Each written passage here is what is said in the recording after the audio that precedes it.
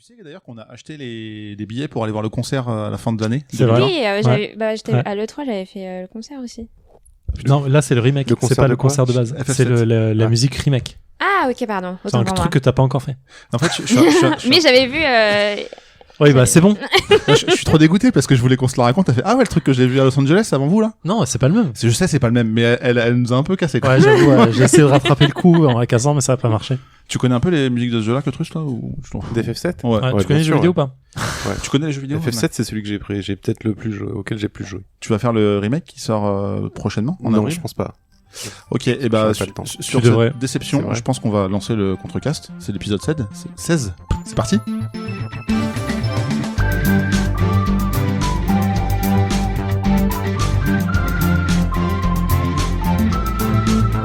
Le Contrecast, c'est quoi? C'est un podcast où j'ai autour de moi de véritables passionnés qui savent nous raconter leurs aventures sur un sujet qui leur a plu ou pas.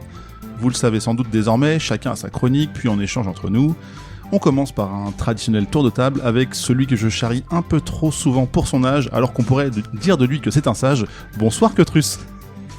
Bonsoir. Oui. T'étais pas prêt. J'ai envie de dire merci. Je Bah. sais pas. Merci beaucoup. Oui, mais Bonjour. Je suis très content d'être là. J'espère. Mais non, mais tu es un peu notre sage du C'est vrai. podcast. C'est vrai. Et de quoi tu nous parles aujourd'hui? Je vous parle. Je triche un peu. Je fais comme Anya, tu sais, qui utilisait ses défis Ouais. comme chronique. Je fais pareil. Donc j'ai parlé des furtifs d'Alain Damasio. Ok, ben on va voir ça. Celle qui voue un véritable culte aux étranges films coréens. Bonsoir Ellie. Bonsoir. Tu nous avais parlé de ça une fois, donc on s'en est souvenu. Oui. Quel est ton sujet du jour? Je vais vous parler d'un jeu qui est sur Steam, qui s'appelle en anglais The Suicide of Rachel Foster. Le suicide de Rachel Foster. Et vous n'êtes pas prêts pour la chronique? Eh ben, on n'est pas prêt, mais on va écouter ça avec plaisir ou pas. Et enfin, celui qui avait presque à lui seul préparé toutes les chroniques du précédent Contrecast. Bonsoir Zéphiriel. Merci. Encore une fois, c'était gratuit. Non, c'est un rappel, c'est Oui, pour oui, faire c'est des liens un- entre les ouais, émissions, j'ai- tu sais. Ouais, j'ai compris. C'est sympa. Tu vas bien? Très bien, et toi, de quoi tu parles aujourd'hui? Je t'ai même pas laissé répondre, mais oui. C'est vrai, ouais. Ouais. Tu vas bien? Ouais. Ouais, Et toi? super, Ouais, merci. Je pars au ski bientôt, je trouve cool. Ah, c'est bien ça. Je vais parler d'espace. De l'espace. D'accord. Et quand personne ne La nous entend voiture crier là-bas. Ah non, d'accord. Ok. Non, La voiture. T'imagines le film qui se passe dans l'espace? ça, faut- Ça va être tellement chiant. ça pourrait être chiant. Ouais. Ou ça peut être drôle aussi. Il y a bien eu le film Robert, c'est ça? Robert? C'était Robert avec le pneu. C'est possible qu'il y ait... Le film sur ouais. un pneu. Vous l'avez pas vu ce film? Peut-être que tu pourras le chroniquer une prochaine fois. Peut-être, ouais, peut-être. Peut-être. Le réalisateur plutôt. Bon, en tout cas, on parle pas de ça, pas de voiture pas aujourd'hui. ce soir. Eh ben, on est parti pour le premier sujet.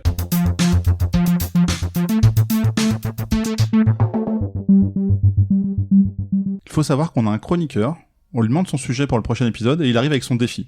Après Anya en 2019, c'est donc Quetrus qui prend le rôle de tricheur, avec les gros guillemets. Quetrus, je te laisse parler du coup de ta chronique sur les furtifs. De toute façon, tu sais que je l'aurais chroniqué ce livre, donc Oui, que c'est ce soit sûr. un défi ou pas. Donc voilà, on va parler des furtifs d'Alain Damasio, qui a mis à peu près le dernier roman qui est sorti, c'était L'Heure du Contrevent, c'était en 2004. Il avait essayé de feinter en sortant un recueil de nouvelles, alors que les nouvelles étaient déjà passées, etc. Donc on peut le dire, c'est un des plus grands auteurs de science-fiction, d'anticipation français. Qui peut être un peu controversé, mais en tout cas on reconnaît son talent. Donc quand il sort un bouquin, ça fait un gros bruit, ça fait un petit cataclysme dans le milieu de la SF française. Donc les furtifs, on en avait déjà un peu parlé il y a quelques temps quand on avait parlé d'Alain Damasio et du coup de ce futur projet. Les furtifs, c'est quoi? Alors les furtifs, c'est une race d'animal un peu bizarre qu'on ne voit jamais. En fait, qui est un peu expert dans le camouflage, que ce soit le camouflage sonore, le camouflage visuel, etc. Et qui a la particularité que si on arrive à le voir, ce qui est une chose très compliquée et très dure, en fait, il se fige et il se transforme en une espèce d'argile un peu vivante, un peu bizarre. Et en fait, on retrouve Lorca, qui est un ancien professeur d'université, qui est âgé, mais c'est une bonne chose, hein, je veux dire, les gens âgés, faut pas... Comme tu le disais. Tu l'as mal pris, je pense. Et Désolé. en fait, qui est dans un complexe militaire, donc qui est dans l'armée, dans une brigade, on va dire une compagnie un peu spéciale, qui est justement dédiée à la chasse aux furtifs. Les furtifs, ça reste une espèce de légende, une espèce de légende urbaine de quelque chose qui est pas en tout cas affirmés dans la société, mais eux sont consacrés à ça, à leur capture et donc à leur étude. Et on le retrouve donc Lorca qui va essayer de passer son examen et qui doit capturer un furtif, ou en tout cas le pétrifier, et il rentre dans une cage blanche dépourvue de relief, dépourvue de son, etc. Et il doit essayer donc de le voir avec ses yeux, et au moment où il va le voir, il va se pétrifier et il aura passé son examen. Donc ça, c'est l'entrée en matière du roman, qui est assez incroyable. En fait, tout le premier chapitre est basé là-dessus, et on retrouve le style de Damasio qui est comment le décrire, qui joue tout le temps sur les mots, qui joue sur la typographie, qui va jouer sur les sons, qui va jouer sur des jeux de mots mais assez fins et assez extraordinaires, qui va jouer sur les perceptions. Il faut savoir que c'est un roman qui est écrit tout le temps à la première personne, donc en point of view on dit en anglais, mais un peu comme Game of Thrones. Il va le faire comme ça avec à peu près 6 personnages dans toute la trame, et une des particularités, c'est que comme il l'avait déjà fait, comme on en a déjà parlé dans l'art du contrevent, l'épisode donc 0, mais qu'on avait diffusé je crois l'été, en août C'est ça, 2019. Chaque début de paragraphe va être signé entre guillemets par une particularité typographique, et là il a poussé encore le concept un peu plus loin. Donc en fait il n'y a pas de séparation entre les chapitres, on sait pas, il n'y a pas comme dans Game of Thrones où tu vas marquer Circé, etc. Tu sais. Là, en fait, tu vas savoir quelle personne parle parce que le début du chapitre, du début du paragraphe, par contre, est signé de la signature typographique du personnage. Et là où, en fait, il va encore plus loin dans ce roman-là, c'est que même dans les paragraphes eux-mêmes, il va inclure des, comment on peut appeler ça, des espèces de bruits typographiques qui vont être plus ou moins accentués, moi j'ai l'impression, par rapport aux émotions ou à l'intensité de la scène. Par exemple, sa femme, Sahar, je vais en parler un peu après, elle, il y a aucun point sur les J et sur les I. Tu sais pas pourquoi, j'ai pas encore déterminé pourquoi, mais je pense qu'il y a une signification à ça. Il y a d'autres personnages qui sont des hackers, quand ils parlent, va y avoir des symboles un peu plus informatiques qui vont être insérés dans les lettres, dans les textes. D'ailleurs, ça va être une espèce d'enfer pour l'éditeur, parce que je sais pas comment ils ont fait pour est-ce qu'ils ont dû créer des typos ou ce genre de trucs, mais c'est assez fou, quoi. Tu vas avoir des points partout, un peu plus pour Lorca, le héros, etc. Enfin, il s'appuie là-dessus, et en même temps, c'est assez rigolo parce que au début, c'est un peu gênant. Tu dis, c'est bizarre, j'ai pas l'habitude de voir ça. Pourquoi il y a un point là? Pourquoi il y en a pas? Pourquoi il y a un espace? Pourquoi il me colle des parenthèses, des traits au milieu? Et en fait, plus tu avances dans le roman, et plus tu t'habitues à ça, et en fait, c'est comme si tu voyais, tu sais, au cinéma, c'est facile, tu vois les acteurs, tu les reconnais, t'arrives à voir leurs expressions, et en fait, dans le texte, et de changer la typographie, et aussi, bien sûr, leur vocabulaire et leur phrasé, qui diffèrent, mais ça, c'est plus classique, et ben, en fait, tu vas les reconnaître. Et donc, en fait, quand tu vas lire ce bouquin, tu vas avoir ces espèces de sensations, je sais pas, qui sont au-delà des sensations que t'as quand t'as l'habitude de lire. J'avais parlé dans l'ordre du contrevent quand, sur certaines joutes, j'avais ressenti un plaisir qui était le même plaisir que quand tu manges quelque chose de super bon. Et ben là, en fait, c'est encore pareil dans ce bouquin. Et je sais pas, tu vas ressentir quelque chose, tu vas ressentir un mimétisme avec les personnages qui est assez incroyable. Et donc, pourquoi Lorca, je reviens un peu à l'histoire, pourquoi Lorca intègre en fait cette branche de l'armée qui normalement est réservée aux gens jeunes, athlétiques, parce qu'en fait, ils sont obligés de faire des espèces de ballets très athlétiques, très exigeant physiquement pour pouvoir tromper le furtif et pour pouvoir le voir. Pourquoi cette personne-là, qui est déjà bien âgée et qui est pas du tout militaire, s'engage à faire ça? Eh bien parce qu'en fait, il est persuadé que sa fille qui a disparu, a été enlevée par les furtifs, ou en tout cas qu'elle s'est en allée avec lui. Donc il est très motivé, et c'est un peu le fil conducteur de tout ce roman, c'est la recherche de sa fille Tisha.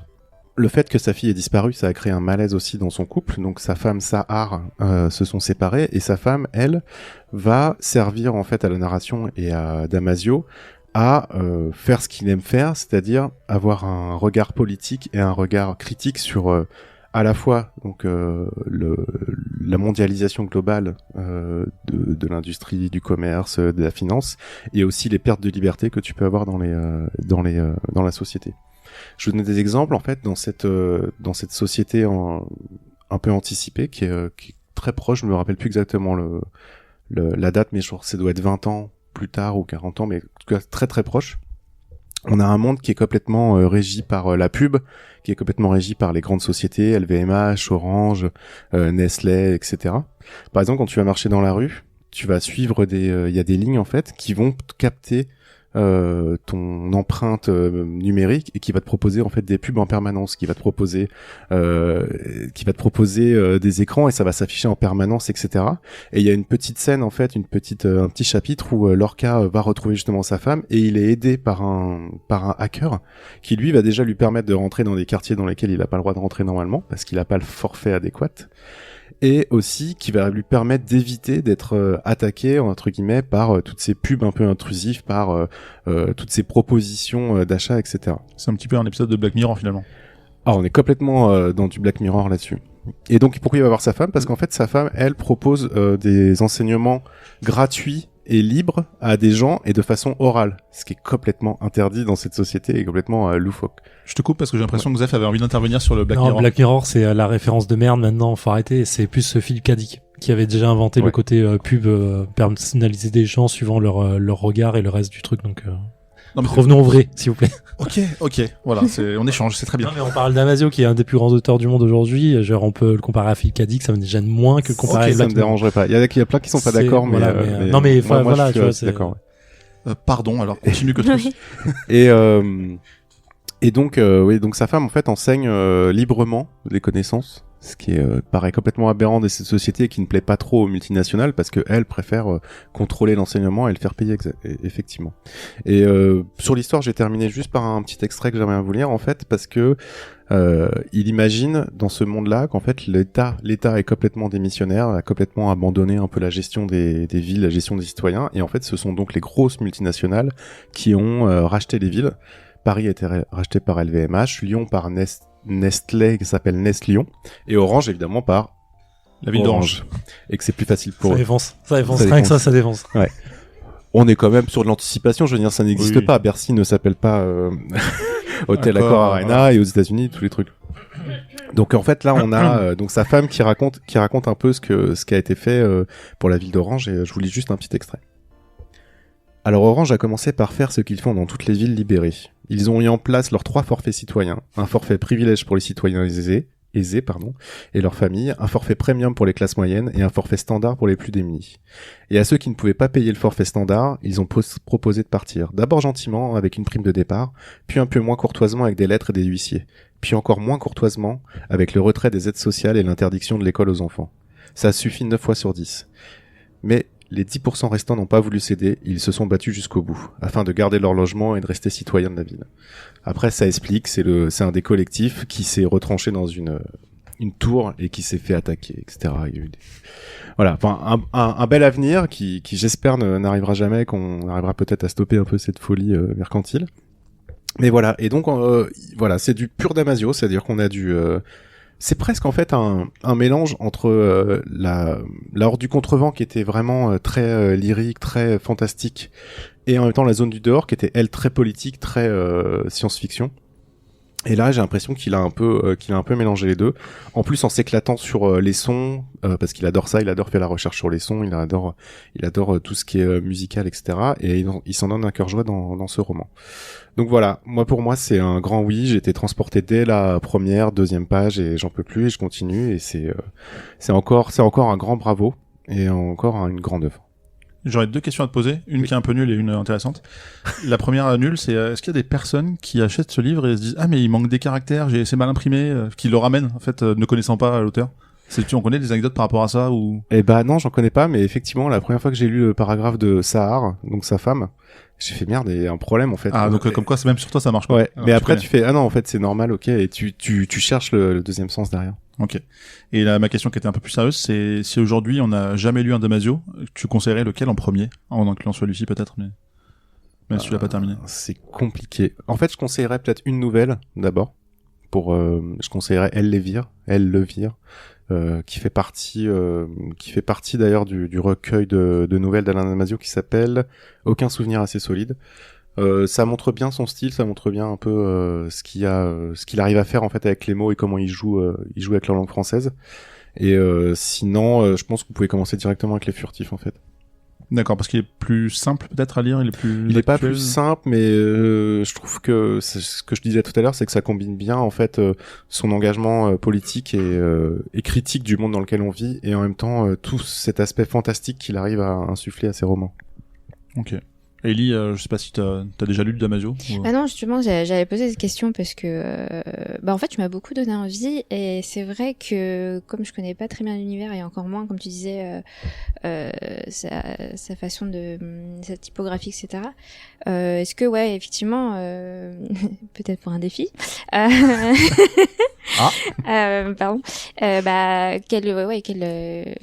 Par quelle œuvre on devrait commencer avec Damasio, quoi. Bah, je te dis, moi, je pense Les Furtifs. Après, si on est très fantastique, je conseille L'Heure du Contrevent, qui est excellente, quoi. Et sinon, celui-là, parce que celui-là est vraiment actuel, en fait, quoi. Et donc, il nous fait réfléchir et raisonner sur les problématiques actuelles. Ouais. Ok. Zef, tu l'as pas encore lu, je pense. Non, mais je veux pas trop intervenir parce que j'ai trop parlé à la fois. Je voulais pas... Non, ça y est, ça y est.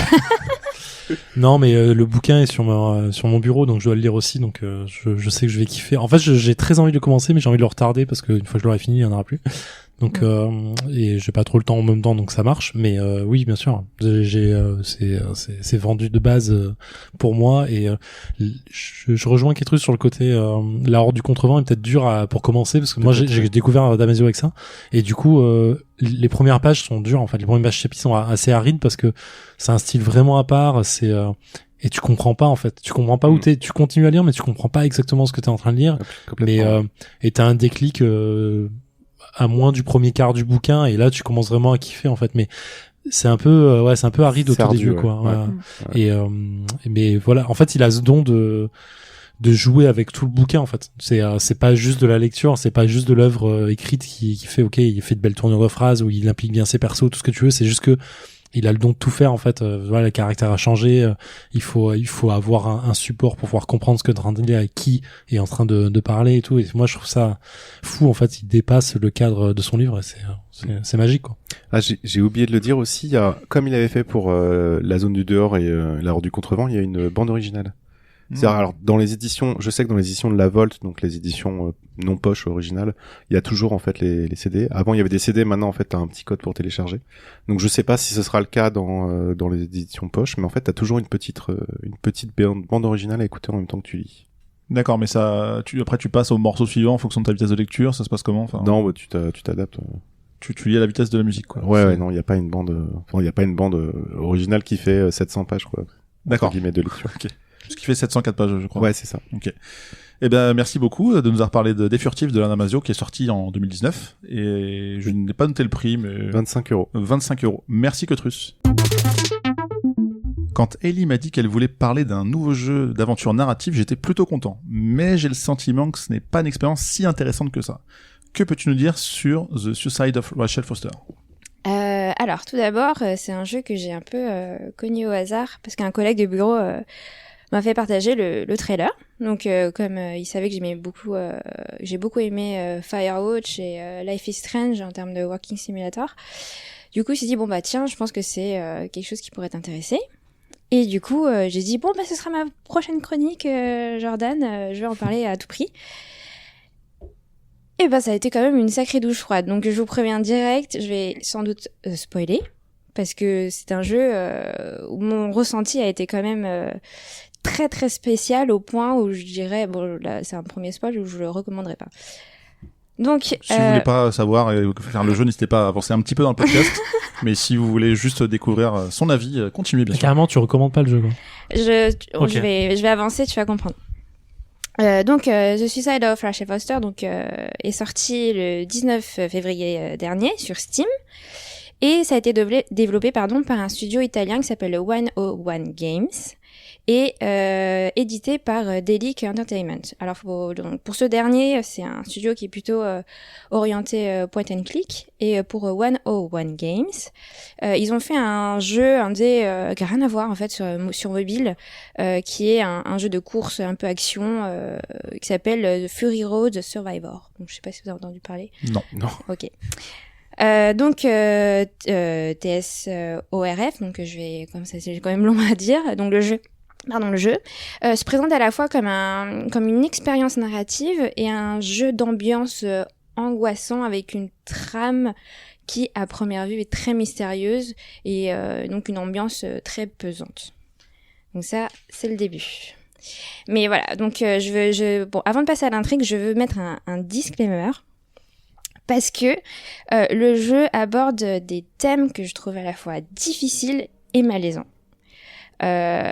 Et donc de ce fait, j'espère vraiment m'exprimer de manière juste, la plus juste possible.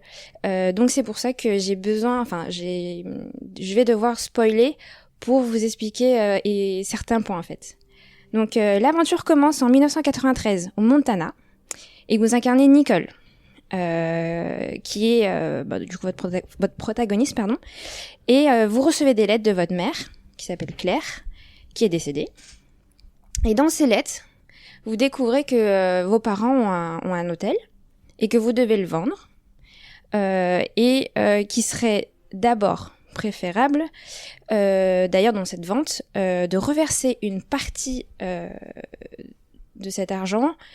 Attention, premier mindfuck, à la famille de celle avec qui votre père a trompé votre mère.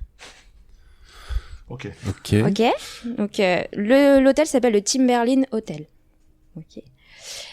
Donc vous vous rendez sur place pour faire justement les états des lieux et en fait il y a une tempête de neige, ce qui fait que les communications sont affectées. Et vous vous retrouvez en fait rapidement coincé dans cet hôtel qui en fait vous rappelle un peu Shining en termes d'ambiance. Et en fait votre seul moyen de communiquer ça va être un talkie-walkie. Et au bout de ce talkie-walkie, vous allez parler à certain Irving, qui est en fait un agent de la FEMA. Donc c'est en anglais, je me rappelle plus ce que c'est en anglais, mais en français c'est une espèce d'organisme qui traite et qui prend en charge en fait des situations d'urgence. Comme vous êtes coincé à cause de la neige, ça tombe bien. Et donc dans cet hôtel, vous allez explorer, errer dans cet hôtel, et en fait vous allez comprendre que vous avez grandi dans cet hôtel et vous l'avez quitté il y a 10 ans. Et la raison, c'est que la première raison, donc en 1983, c'est cette histoire d'adultère. Et alors, attention, hein. En fait, donc votre père a trompé donc avec cette femme entre guillemets, qui s'appelle Rachel Foster. Et en fait, cette nana, elle avait 16 ans et votre père avait 59 ans.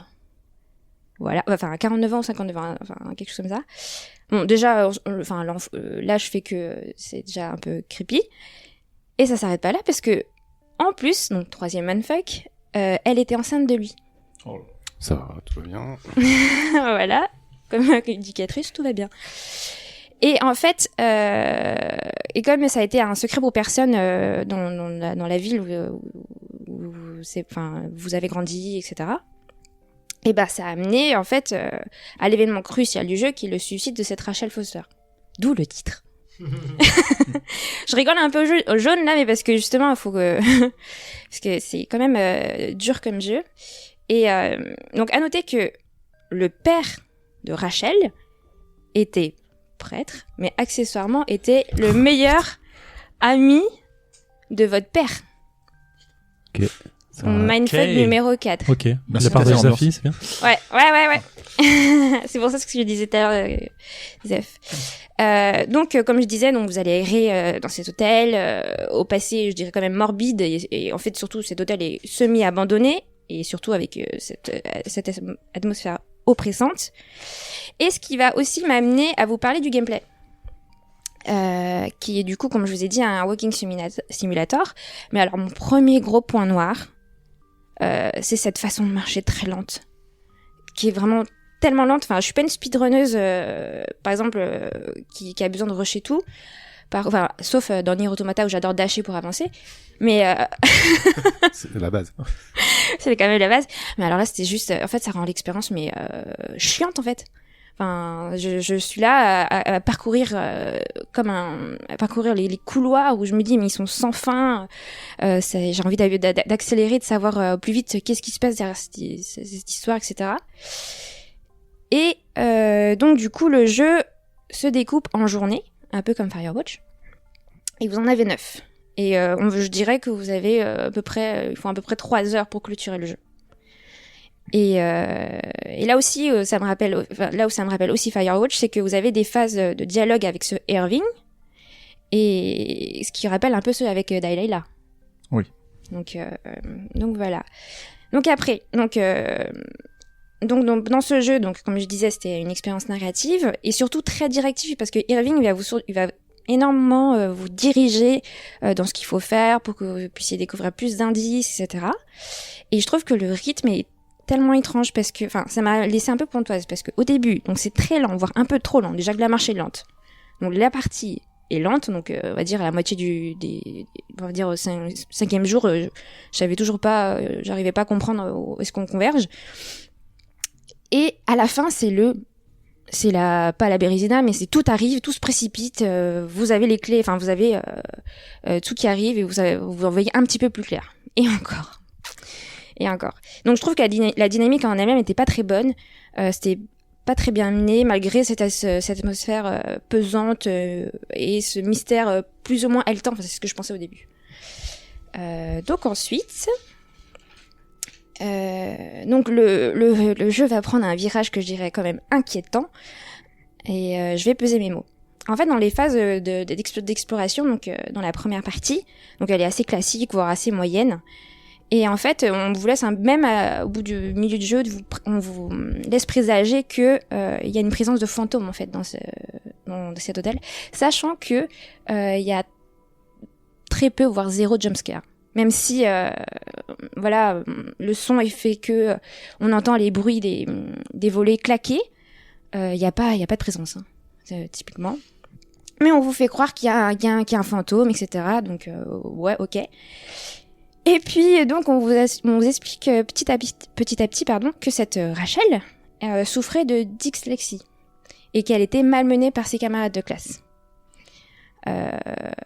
Donc déjà plus vous en savez sur cette relation que j'insiste est malsaine sur votre père et Rachel, et plus vous tombez des nues. Alors moi j'étais complètement tombée des nues parce que en fait, je cite, c'était dans le jeu, c'était de l'amour pur et dur et sincère entre eux. Donc moi je suis là, je fais de la part de quoi, d'un narrateur, Bah justement je vais te détailler un peu ça.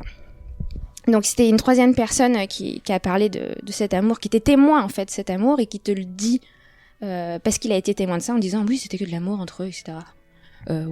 D'accord, bah, laisse-moi, d'accord, tout va bien. Donc cette justification que je qualifierais d'aberrante m'a complètement donné froid dans le dos, autant que en fait il y a un passage dans le jeu où vous avez la chambre de Rachel et c'est une chambre d'enfant. Et il y a même un hôtel dédié, un hôtel AUTEL dédié à cette Rachel. Donc en fait votre père suite à ce suicide est resté en fait dans cet hôtel. Donc et en fait pour moi l'amour n'excuse pas tout, et encore moins une relation entre un homme adulte de 40 ans, 50 ans, ce que vous voulez, et une jeune fille au profil psychologique fragile. Vous voyez ? Donc vous voyez ce que je veux dire, j'ai pas envie de dire les mots actuellement. Et encore à ce stade-là, on n'est pas à la fin du jeu quand on apprend à peu près tout ça. Donc je me dis bon, est-ce qu'on n'aurait pas un super twist à la fin pour alléger le truc, parce que moi j'en peux plus.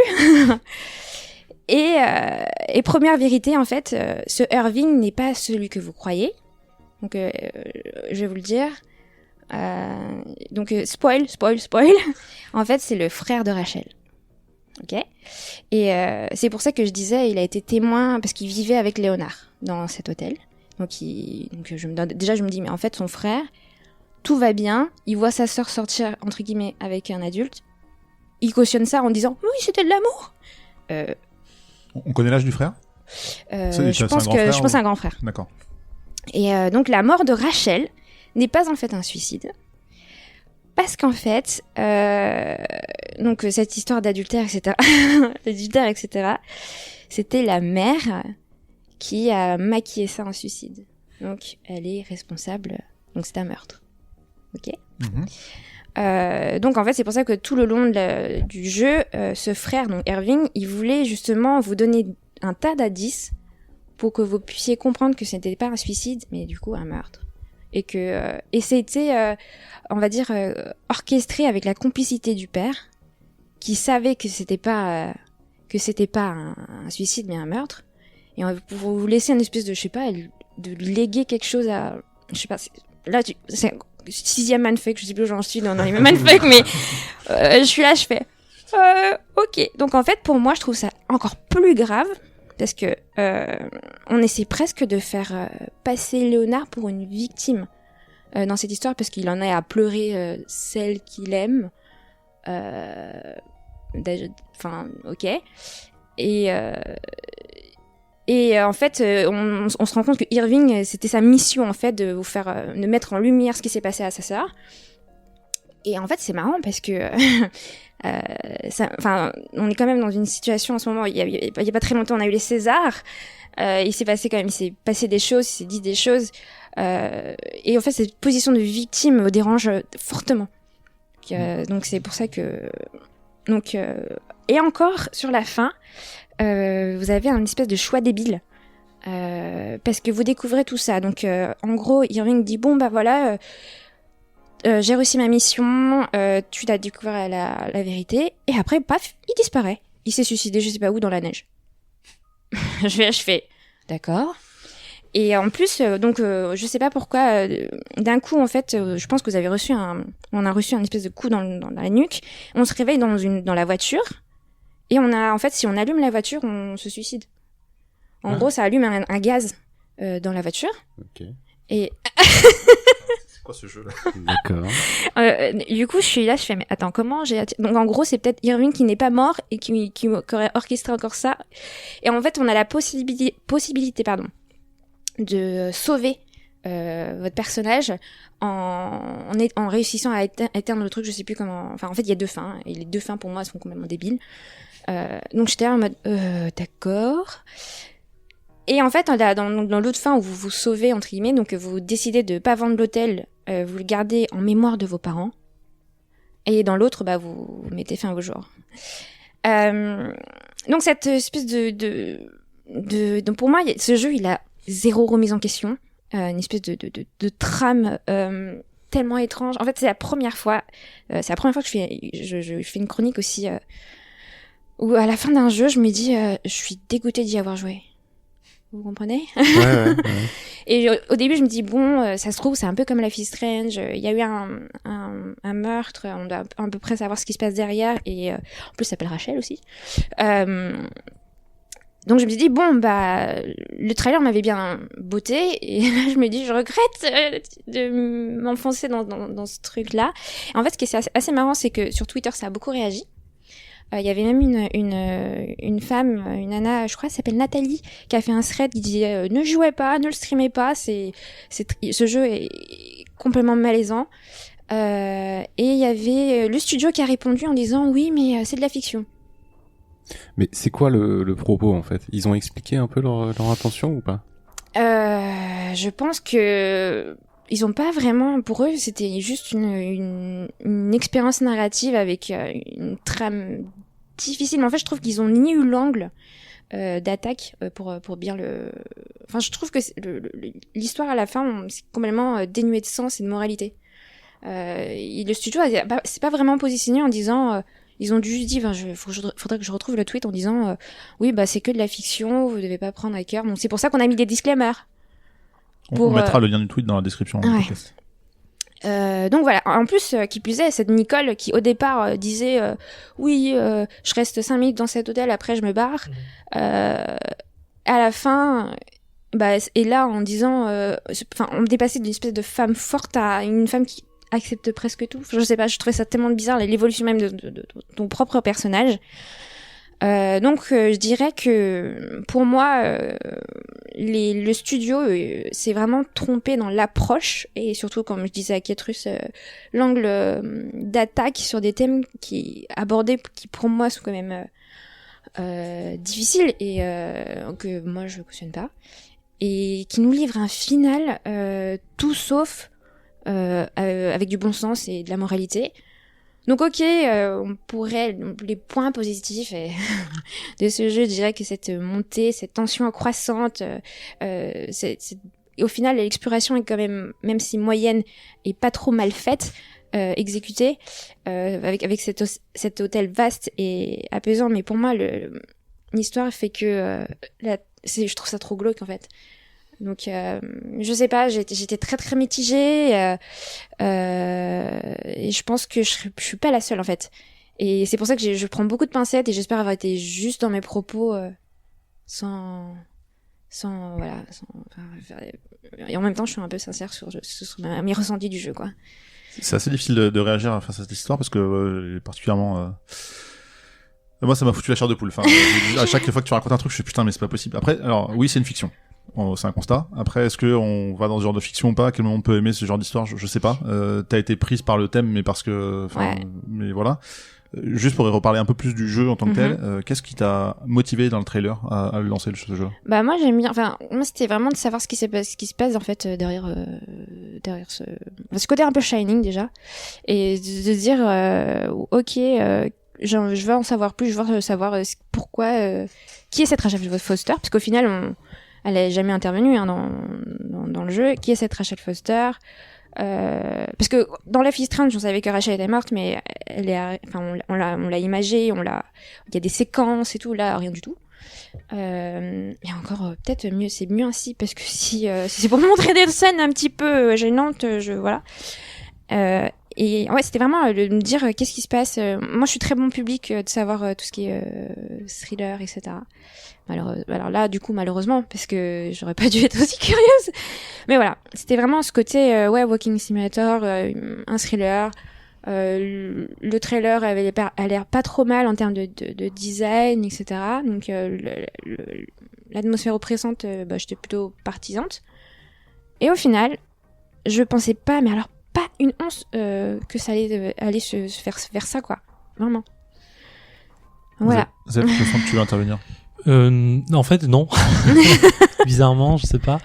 En fait, tu dis le jeu dure 3 heures. En fait, la façon dont tu parles de l'expérience, j'ai l'impression que ça a duré 5 jours. Donc, je sais pas. Mais en fait, je regardais en même temps ce qu'avait fait Daedalic Games. Donc, mais c'est juste l'éditeur. Donc, ça ouais, c'est juste l'éditeur. Et je crois qu'il y a eu 3 studios dessus en fait sur le jeu. Il y a eu 101 Games et deux autres gars. Et mais j'ai pas l'impression qu'ils sont à fond dans un truc spécifique. Donc je ne sais pas. Je trouve ça bizarre en fait. L'expérience a l'air. En fait, je n'arrive pas à comprendre le mec qui s'est dit je vais faire ce scénario et qui a ni queue ni tête. En vrai, hein, genre au-delà de la section morale du truc, ça a juste ni queue ni tête. Et je trouve ça pauvre en fait du coup. Et t'as l'impression que le mec il a voulu juste mettre les trucs les plus dérangeants possibles des sujets de société plus ou moins actuels, parce que le jeu doit pas être très vieux non plus. Et en fait en disant bah tiens allez on rajoute une couche, et puis ouais tu vois je suis étonné que t'aies pas dit qu'elle était enceinte et que tu y pas un truc tu vois. Et je me dis bon ok, et en fait c'est non, ouais, ok, non, merci. Merci, mais non, je passe. Le jeu est sorti début de 2020, je crois. Sorti 19 février. Voilà, donc il est très récent, pour le coup. Ah ouais, d'accord, ok. Ils sont bien dans l'actu, c'est beau. Bah oui, avec les Césars, notamment, comme tu disais. Il y a un Business Angel qui a participé, non, au jeu ? Je sais pas. Non, je sais pas. On peut peut-être Polanski pouvait être éventuellement. Peut-être que, ouais, c'est vrai, mais ouais. Oh, ça va. C'était Weinstein. Oh putain, juste avant, ouais. On met les pieds dans le plat. Ouais, comment on réagit face à ça? Non, mais après, bon, c'est un jeu, mais enfin, en plus, il y a un problème de rythme, tu disais. Ouais. En plus, enfin, c'est complètement what the fuck, c'est de pire en pire. Il y a même pas, enfin, est-ce que tu l'aurais vécu différemment avec une bonne morale, enfin, une belle fin en fait, entre guillemets? Bah, tu vois, par exemple, parmi les fins, j'aurais dit, mais déjà, Irving, pourquoi t'en veux pas au mec? Est-ce que tu l'apprends tardivement, ça aussi, du c'est coup. ça. Et même la mère, enfin, je sais pas, je sais pas. J'ai l'impression qu'en fait, Irving faisait payer ce qui arrivait à sa sœur, à nous protagonistes, alors que pour moi, je suis aussi victime de la chose. Ah oui, parce que j'ai oublié de vous dire que notre protagoniste connaissait cette Rachel.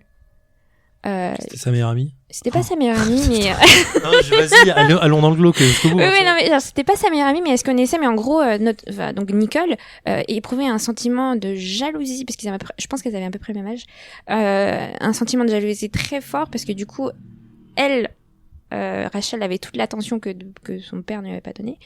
Et en fait, c'est très bizarre, c'est très très glauque. Ouais, t'as eu le même frisson que moi, c'est bon. Il avait toute l'attention. Bah oui, tu m'étonnes. Non, mais non, mais quoi. En fait, c'est dit comme ça dans le jeu. Hein. Mais putain, il y a une condamnation à un moment donné, ou je veux dire Bah, un peu morale, quoi. Morale, je veux dire de tout ça. Et... Bah, c'est ce que je me demande. Est-ce que ça amène une réflexion quand même, parce que j'ai l'impression que non, en fait. Mais c'est ça. C'est parce que du coup, à la fin, c'était limite, Claire a tué cette Rachel par amour, j'en sais rien, vengeance, j'en sais rien. Déjà, moi, si j'étais elle, j'aurais tué lui. Parce que déjà, il a bousillé la famille, autant sa famille que la famille de cette Rachel, et que c'est lui qui avait un problème. C'était pas, tu vois, genre, le mec, il s'en sort bien, il a fait un hôtel, il a gardé son hôtel, il met des indices à sa fille en disant, bah, tu vois, je vais dire ce qui s'est passé. Enfin, il est mort comment, le père? Du coup, on le sait ou pas? Je crois qu'on le sait pas, je pense de vieillesse. Parce qu'il est vivant, il revient dans une... Mais, enfin, je comprends, en fait, je comprends pas qu'une équipe, parce qu'ils sont dans un studio quand même plusieurs, ait pu valider ce scénario. À quel moment? C'est vrai qu'il faudrait peut-être s'intéresser à la vie de l'équipe et du projet. Peut-être que certains sont partis parce qu'ils pouvaient pas cautionner ça, ils savaient pas forcément. Peut-être qu'il faudrait un peu plus regarder là-dessus, mais c'est vrai que, enfin, à aucun moment, t'as envie de dire, mais ouais, même si c'est hyper bien fait, je sais pas si j'aurais envie de jouer à ça, en fait. Donc, parce que en plus de ce que j'ai compris, le fait qu'elle ne se soit pas suicidée, qu'on l'ait tuée, ouais. Ça veut dire que pour elle, c'était cool, quoi.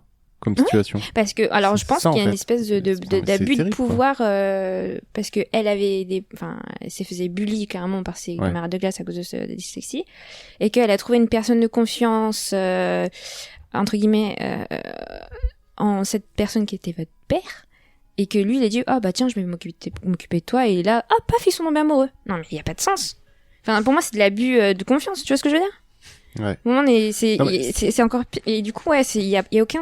C'est que le truc, j'ai l'impression que ça aurait pu être un jeu d'enquête, tu vois, qui aurait les mêmes résolutions et les mêmes tenants aboutissants, mais qui s'était pas obligé de mettre une histoire de pédophilie là-dedans, quoi. Ouais. Et putain, ouais. Super. Et c'est pour ça que donc il y a pas mal de tests qui sont vraiment positifs et j'ai du mal à comprendre. Ouais, il a pas une mauvaise note sur Metacritic, j'ai vu. Il a 68, 74, comme ça, je crois. Mais alors, voilà, la question se pose de la fiction. Est-ce qu'on peut tout faire? On peut tout raconter? Pour moi, c'est compliqué, et surtout ce genre de thème, quoi. Bah, de la façon dont on a parlé, j'ai envie de dire non, quoi. Parce que si tu traites un sujet comme ça, enfin, sauf si eux, ils sont pour ce genre de choses, quoi. Parce qu'en gros, j'ai l'impression que ça justifie l'amour entre un... Attention, hein, tu peux pas enfin, c'est difficile de... Enfin, non, mais après, le studio a peut-être un vrai... Enfin, peut-être que la moralité est mal passée dans ce qu'ils ont écrit. C'est ça. Mais ça veut pas dire qu'ils cautionnent quoi que ce soit. Non, bien sûr. Puis après, il y a le ressenti. Moi, je prends juste un petit exemple sur les GN, sur les murder parties. Et en fait, quand t'écris des rôles, et il y a des sujets qu'on essaie de nous d'éviter en fait dans ma boîte, c'est on fait plus du tout d'historique de femmes qui ont été violées en fait, ou ce genre de choses, ou qui ont perdu leur enfant, etc. Parce que apparemment ça s'était beaucoup multiplié une époque, et les nanas on nous marre en fait, tu vois. Et c'est même très caractéristique quoi dans le jour. Ouais. Comme ça. Et même si c'est des thèmes que tu peux aborder, je veux dire, de façon sérieuse et avec beaucoup de respect, ce genre de choses, et qui peuvent servir à une intrigue, en fait on s'interdit de le faire parce que c'est le genre de truc qui peut réveiller des traumatismes. Donc en fait je me dis, il y a peut-être des personnes, tu vois, qui ont subi des abus, qui ont été violées, incestueux, des incestes, etc., qui vont jouer à ce jeu. Et c'est chaud, quoi. Enfin, tu vois, et s'il y a pas, et j'ai l'impression qu'il n'y a pas les barrières morales, ni tout ce qu'il faut pour traiter ce genre de sujet dans ce que tu as dit. Donc c'est un peu... en fait, c'est au-delà de la barrière morale, c'est surtout la prévention du truc, quoi. C'est attention, ça peut atteindre, enfin, parler de sujets qui sont les tels, et puis... En fait, c'est ça qui en fait, je pense que sur les jeux et sur le GN aussi, ce qui est délicat, c'est de bien prévenir les gens en fait à quoi ils peuvent s'attendre. Exactement. Et en fait, tu peux pas, je sais pas, tu peux pas penser pour les gens, mais même si tu penses être prêt, parfois tu l'es pas en fait. Ouais, exactement. Je sais pas. Qu'est-ce que tu avais vu dans le disclaimer en début du jeu? Tu disais qu'ils avaient mis ça. Il disait que c'était de la fiction et que si jamais vous êtes de près ou de loin lié à des thématiques qui sont abordées, faites-vous aider. Sympa. Non mais faites-vous aider dans le sens parlez-en autour de vous. Contactez quelqu'un quoi. Parlez-en autour de vous. Faites en sorte que je pense qu'ils avaient quand même conscience que c'est des sujets graves. Mais ils te préviennent des sujets qui sont abordés quand même. Ils te préviennent pas. Ils disent il y a des choses, il y a des thèmes. Ils ont pas dit, c'est pas écrit pédophilie noir sur blanc, tu vois. Pour pas spoiler entre guillemets, mais au final c'est dangereux de laisser jouer les gens. Bah, c'est comme si 13 Reasons Why, tu vois. C'est des thématiques assez difficiles quand même. Ça va. Bah oui. Mais je pense qu'ils ont fait quand même une grosse campagne autour et ils ont vraiment, ils ont quand même. En fait, ça leur a servi en termes de buzz aussi, quoi. Oui. C'est commercial plus avant préventif, ouais. C'est ce que je leur reproche un tout petit peu là-dessus, quoi. Mais vaut mieux trop prévenir du coup. Oui, bien sûr, il faut. Enfin, c'est bien de prévenir et de dire voilà, ça va parler de suicide, ça va parler de pédophilie. Je veux dire, si t'es pas à l'aise avec, juste je le fais pas, quoi. Ouais. Et ça paraît logique. Mais c'est vrai que c'est pas écrit noir sur blanc au début, quoi. Non, clairement. Donc voilà. Que Truss, pour terminer, tu voulais intervenir? Non, je sais pas. Je me demandais s'il y avait des femmes en fait dans l'équipe de développement et ce genre de choses, quoi. Parce que peut-être dans tous les trucs de jeux vidéo, une ou deux. C'est ça, quoi. Parce que ça peut être des choses, tu vois, que quand il y a que des mecs, en fait, de pas prendre du tout en compte ce genre de choses, quoi. Mais bon, c'est aussi très sexiste ce que tu viens de dire. Ouais, dire. c'est ce que je viens de dire. Oui, c'est pour ça. Et puis c'est très, voilà, on sait pas, en fait. Ouais. Donc c'est... Ouais, enfin toujours est-il que on n'a pas envie de recommander ce jeu visiblement. Puis si je sais même plus combien il est, mais il est, je crois, 13 balles, entre 13 et 14 balles sur Steam. Acheter autre chose à la place, quoi. Bah voilà, on va faire une note positive. Voilà, Firewatch, What Remains of Edith Finch, Life is Strange, j'ai bien aimé aussi. Life is Strange, devant tout. C'est bien. Il y a quoi d'autre? Il y a Gun Home qui était bien. Ouais, qui est le premier du genre vraiment. Du genre. Justement, tu m'as un peu rappelé ce jeu-là quand tu disais qu'il y a une maison vide où tu penses qu'il va t'arriver un truc, il t'arrive rien. Mais je trouve que c'est une ambiance, enfin pour parler que du jeu et pas de l'histoire, qui était relativement intéressante parce que tu penses qu'il va t'arriver un truc et t'avances avec le stress. Mais là, si en plus t'as une histoire de pédophile derrière, c'est autre chose. Ah mais Gone Home, l'histoire était belle. Oui, non, mais bien sûr. La fin était super. Non, mais c'est un jeu qui est très très bien et je pense qu'il n'a pas trop vieilli pour l'avoir fait 4 ans après la sortie, je crois. Il est sorti en 2013 de mémoire et ouais, c'est un jeu qui est particulièrement bien. Donc faites tout ce que vient de citer Ellie, mais pas le jeu en question. Voilà. Mais merci quand même pour cette chronique très intéressante. Soi-disant, c'est, je cite, un des meilleurs jeux de rôle sortis cette année, en 2020. Mais en vrai, je ne connais absolument pas le jeu dont Zephyriel va nous parler ce soir. Un jeu de plateau Alien, c'est ça? Quoi? T'as fait la blague volontairement, là? Peut-être. Jeu de plateau? Ah non, mais c'était pas un jeu de plateau? Non, c'est un jeu de rôle. Ah, ok, je recommence. Ah non, mais non, on la garde. Ah merde. Mais je crois que tu m'avais dit jeu de plateau. Comme non, quoi, j'en sais rien, jeu quoi. De rôle. Ah putain. Ok. Pardon. On doit reprendre les bases. Kétrus, faut faire un truc. On doit reprendre les bases. Tu m'as dit JDR, ça veut dire jeu de rôle?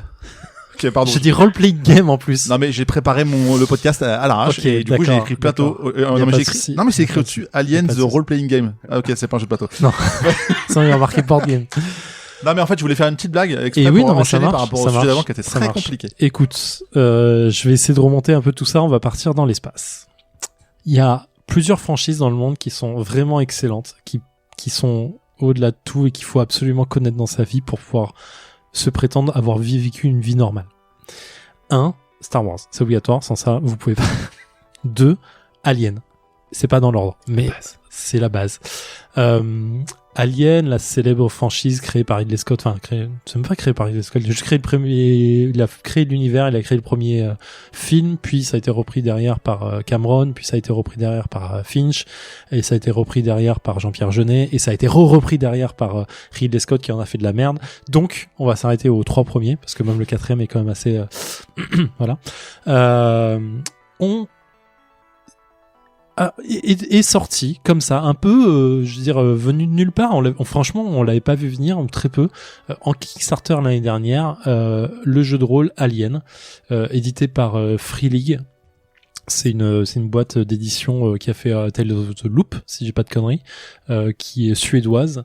D'ailleurs, dans les auteurs, parce qu'il y en a beaucoup là, il y a 2 gars qui ont bossé sur Tales of the Loop aussi, qui est un des très bons jeux de rôle. Ketrus pourra nous en parler un jour.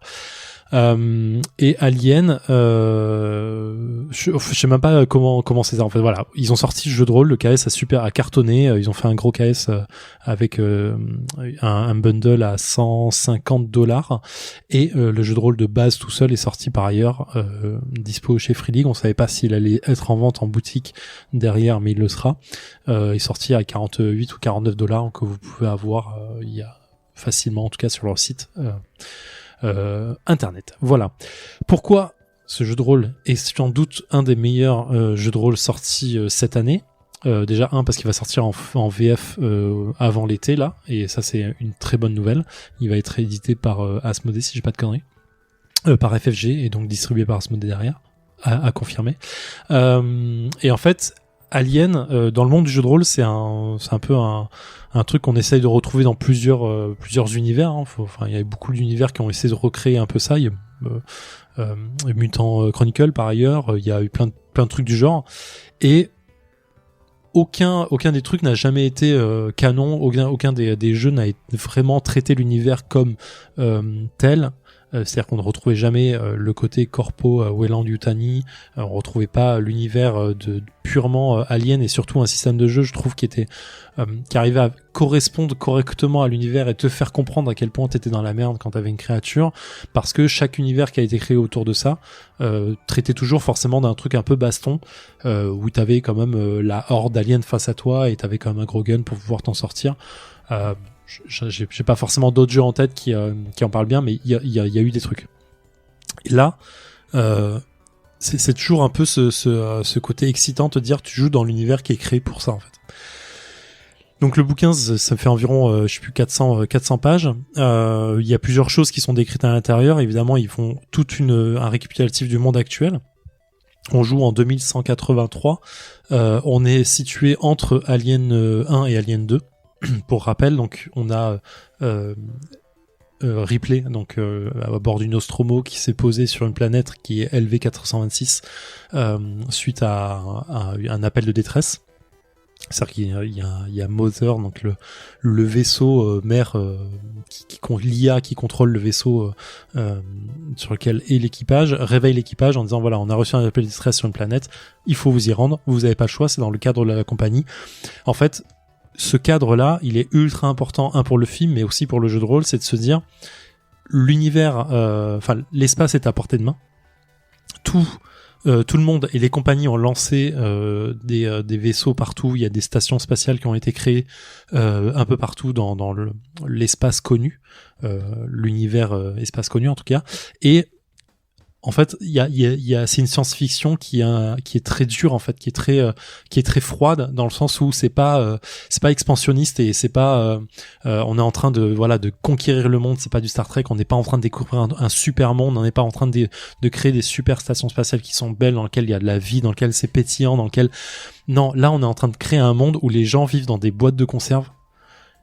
C'est crade parce que en vrai, là, tu vis dans ta propre crasse, c'est mal nettoyé, c'est des ouvriers qu'on envoie pour aller extraire des minerais ou des gaz dans des planètes ou dans des astéroïdes qui sont à des milliers de kilomètres de là où ils vivent. Ils sont pas très bien payés, ils sont contraints par un contrat avec une compagnie, tu vois, on parlait de Nestlé, des trucs comme ça, mais c'est ce futur là en fait qui te contraint en fait à faire ça, et si tu respectes pas à la lettre les clauses de ton contrat, en fait tu touches pas ta thune, t'es pas assuré correctement, enfin il y a plein de contraintes réelles, et en fait le jeu te met vachement en avant ça pour jouer un mec qui est ouvrier dans l'espace, qui se fait chier 12 mois de l'année à creuser un putain de rocher pour ensuite repartir dans l'autre sens, sachant que le trajet en lui-même prend énormément de temps. On est beau être en vitesse lumière, parce que c'est ce qui a permis l'expansionnisme, mais finalement, faire un trajet classique, c'est 2 ans, 3 ans en moyenne, et en fait, t'es endormi pendant tout ce temps, parce que si t'es pas endormi, en plus, tu deviens fou, soyons simples, et du coup, quand tu pars, en fait, tu vois plus ta famille pendant des années, tu fais un travail de merde, t'es mal payé, c'est ta famille qui touche la thune éventuellement si tu fais pas de conneries de ton côté. Tout est en décalé. Genre le moindre message reçu par une station spatiale, par une planète, par la Terre, c'est en décalé. C'est-à-dire ton message, il a 6 mois, 8 mois, 1 an. Tu vois, t'as tout ce contexte en fait qui est vraiment mis en avant et qui rend du coup le jeu dur pour les joueurs en termes de contexte classique en fait. Et donc ça c'est un peu plus expliqué, c'est largement plus expliqué dans le bouquin. Donc t'as tout ça.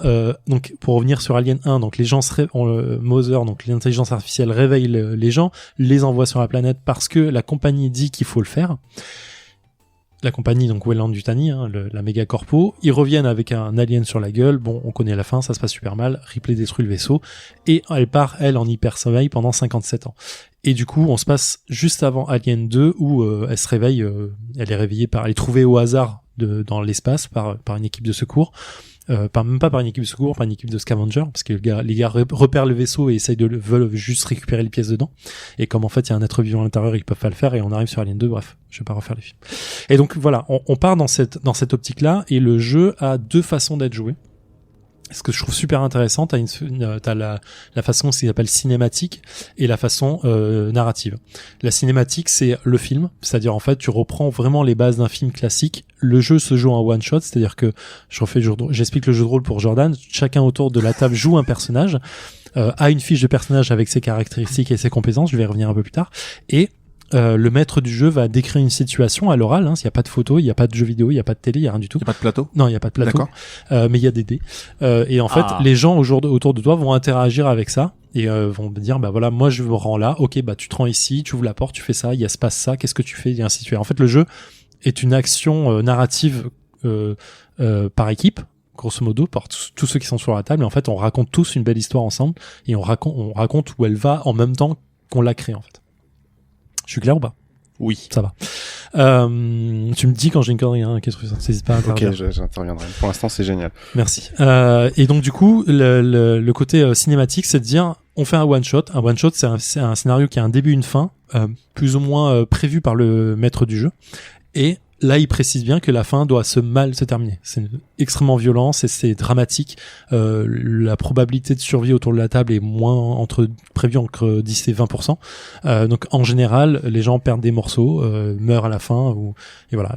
Et donc, c'est volontairement comme ça. C'est-à-dire, quand tu te lances dans le jeu en tant que joueur autour de la table, tu sais qu'à la fin ça va mal se passer et tu sais que t'as pas beaucoup de chances de t'en sortir. Mais tu peux quand même réussir. Et surtout tu peux quand même t'amuser. C'est là où je trouve que ce jeu est cool, c'est qu'en fait il t'apprend tout de suite que le jeu de rôle c'est pas juste gagner, c'est juste vivre l'histoire et te dire à la fin putain je suis mort mais c'était ouf et franchement j'ai stressé et je savais pas quoi faire et en fait c'est ça le jeu de rôle, c'est vraiment cette envie de te dire The Play Toulouse. Voilà, le Play Toulouse, c'est cool, en vrai. Ouais. Il faut savoir perdre, parce que perdre, ça amène des sensations, ça amène des émotions, ça amène de la frustration, et du coup, ça va te donner cette sensation de dire, ah putain, si là, je choisis mal, en fait, je vais mourir, vraiment. Alors que si t'es un héros, alors je dis pas que les jeux où tu gagnes tout le temps, c'est pas bien, je dis juste que si t'as pas de contraintes, c'est difficile d'apprécier vraiment ce que t'es en train de faire. Et du coup, c'est ça que je trouve cool dans ce jeu, entre autres.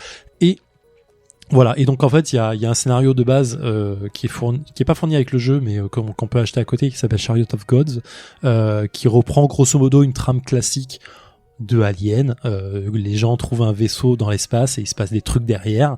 Je vais pas le spoiler parce qu'il faut vraiment le faire. Et voilà, donc ça c'est la cinématique, c'est on joue 4 heures ensemble, vous crevez tous et le maître du jeu est content parce qu'il vous a fait se crever à la fin. C'est pas mal. Sympa. En soi, c'est bien. On a la deuxième façon de jouer, la façon narrative. Et là, c'est une campagne de jeu. C'est-à-dire que c'est une histoire qui va se dérouler en plusieurs chapitres, en plusieurs soirées de jeu, en plusieurs heures de jeu, vraiment des dizaines et des dizaines d'heures. Et qui peut ne s'arrêter jamais, hein, quasi. Il y a des campagnes des maîtres de jeu qui font des campagnes pendant 10 ans, 15 ans, 20 ans. Enfin, ils s'arrêtent jamais de jouer, finalement. Et, ça dépend de ton rythme, hein, de jeu, mais c'est possible. Ketrus peut en parler. Oui. Et, du coup, cette façon-là, tout de suite, on se dit, mais attends, du coup, il y a aucun intérêt à jouer à Alien, parce qu'en vrai, des aliens, t'en rencontres pas dans ce mode de jeu, parce que quand tu rencontres un alien, ta probabilité de survie, elle est très faible. Mais du coup, en fait, là, ils axent vraiment le jeu sur la vie dans l'espace. La vie dans l'espace, la vie dans une station, la vie dans un vaisseau. Parce qu'en fait, ils expliquent que quand il n'y a pas de loi, bah, c'est la mafia qui prend, enfin, c'est pas que la mafia, mais c'est ce côté-là de la vie qui prend, en fait, le dessus, et du coup, tout est différent en fait. Ta façon de jouer est différente. Le danger, il vient pas du monstre en fait. Et le monstre, c'est l'humain qui est à côté de toi. Et en fait, il tresse un truc qui est vraiment super intéressant. Comment essayer de combattre la compagnie. Qu'est-ce que tu peux essayer de faire? Tu vois, ce côté un peu fin d'Alien 3 où en fait tu veux pas faire en sorte que la compagnie puisse avoir le savoir, le pouvoir ou la nouveauté, mais en fait tu vas essayer de jouer là-dessus, sachant que tu peux créer un cadre de la compagnie en tant que joueur. Et ça c'est super intéressant. Ouais, ça va être dur à jouer. Ben en fait le concept du jeu aide à ça. J'y viens. Beaucoup de choses à dire.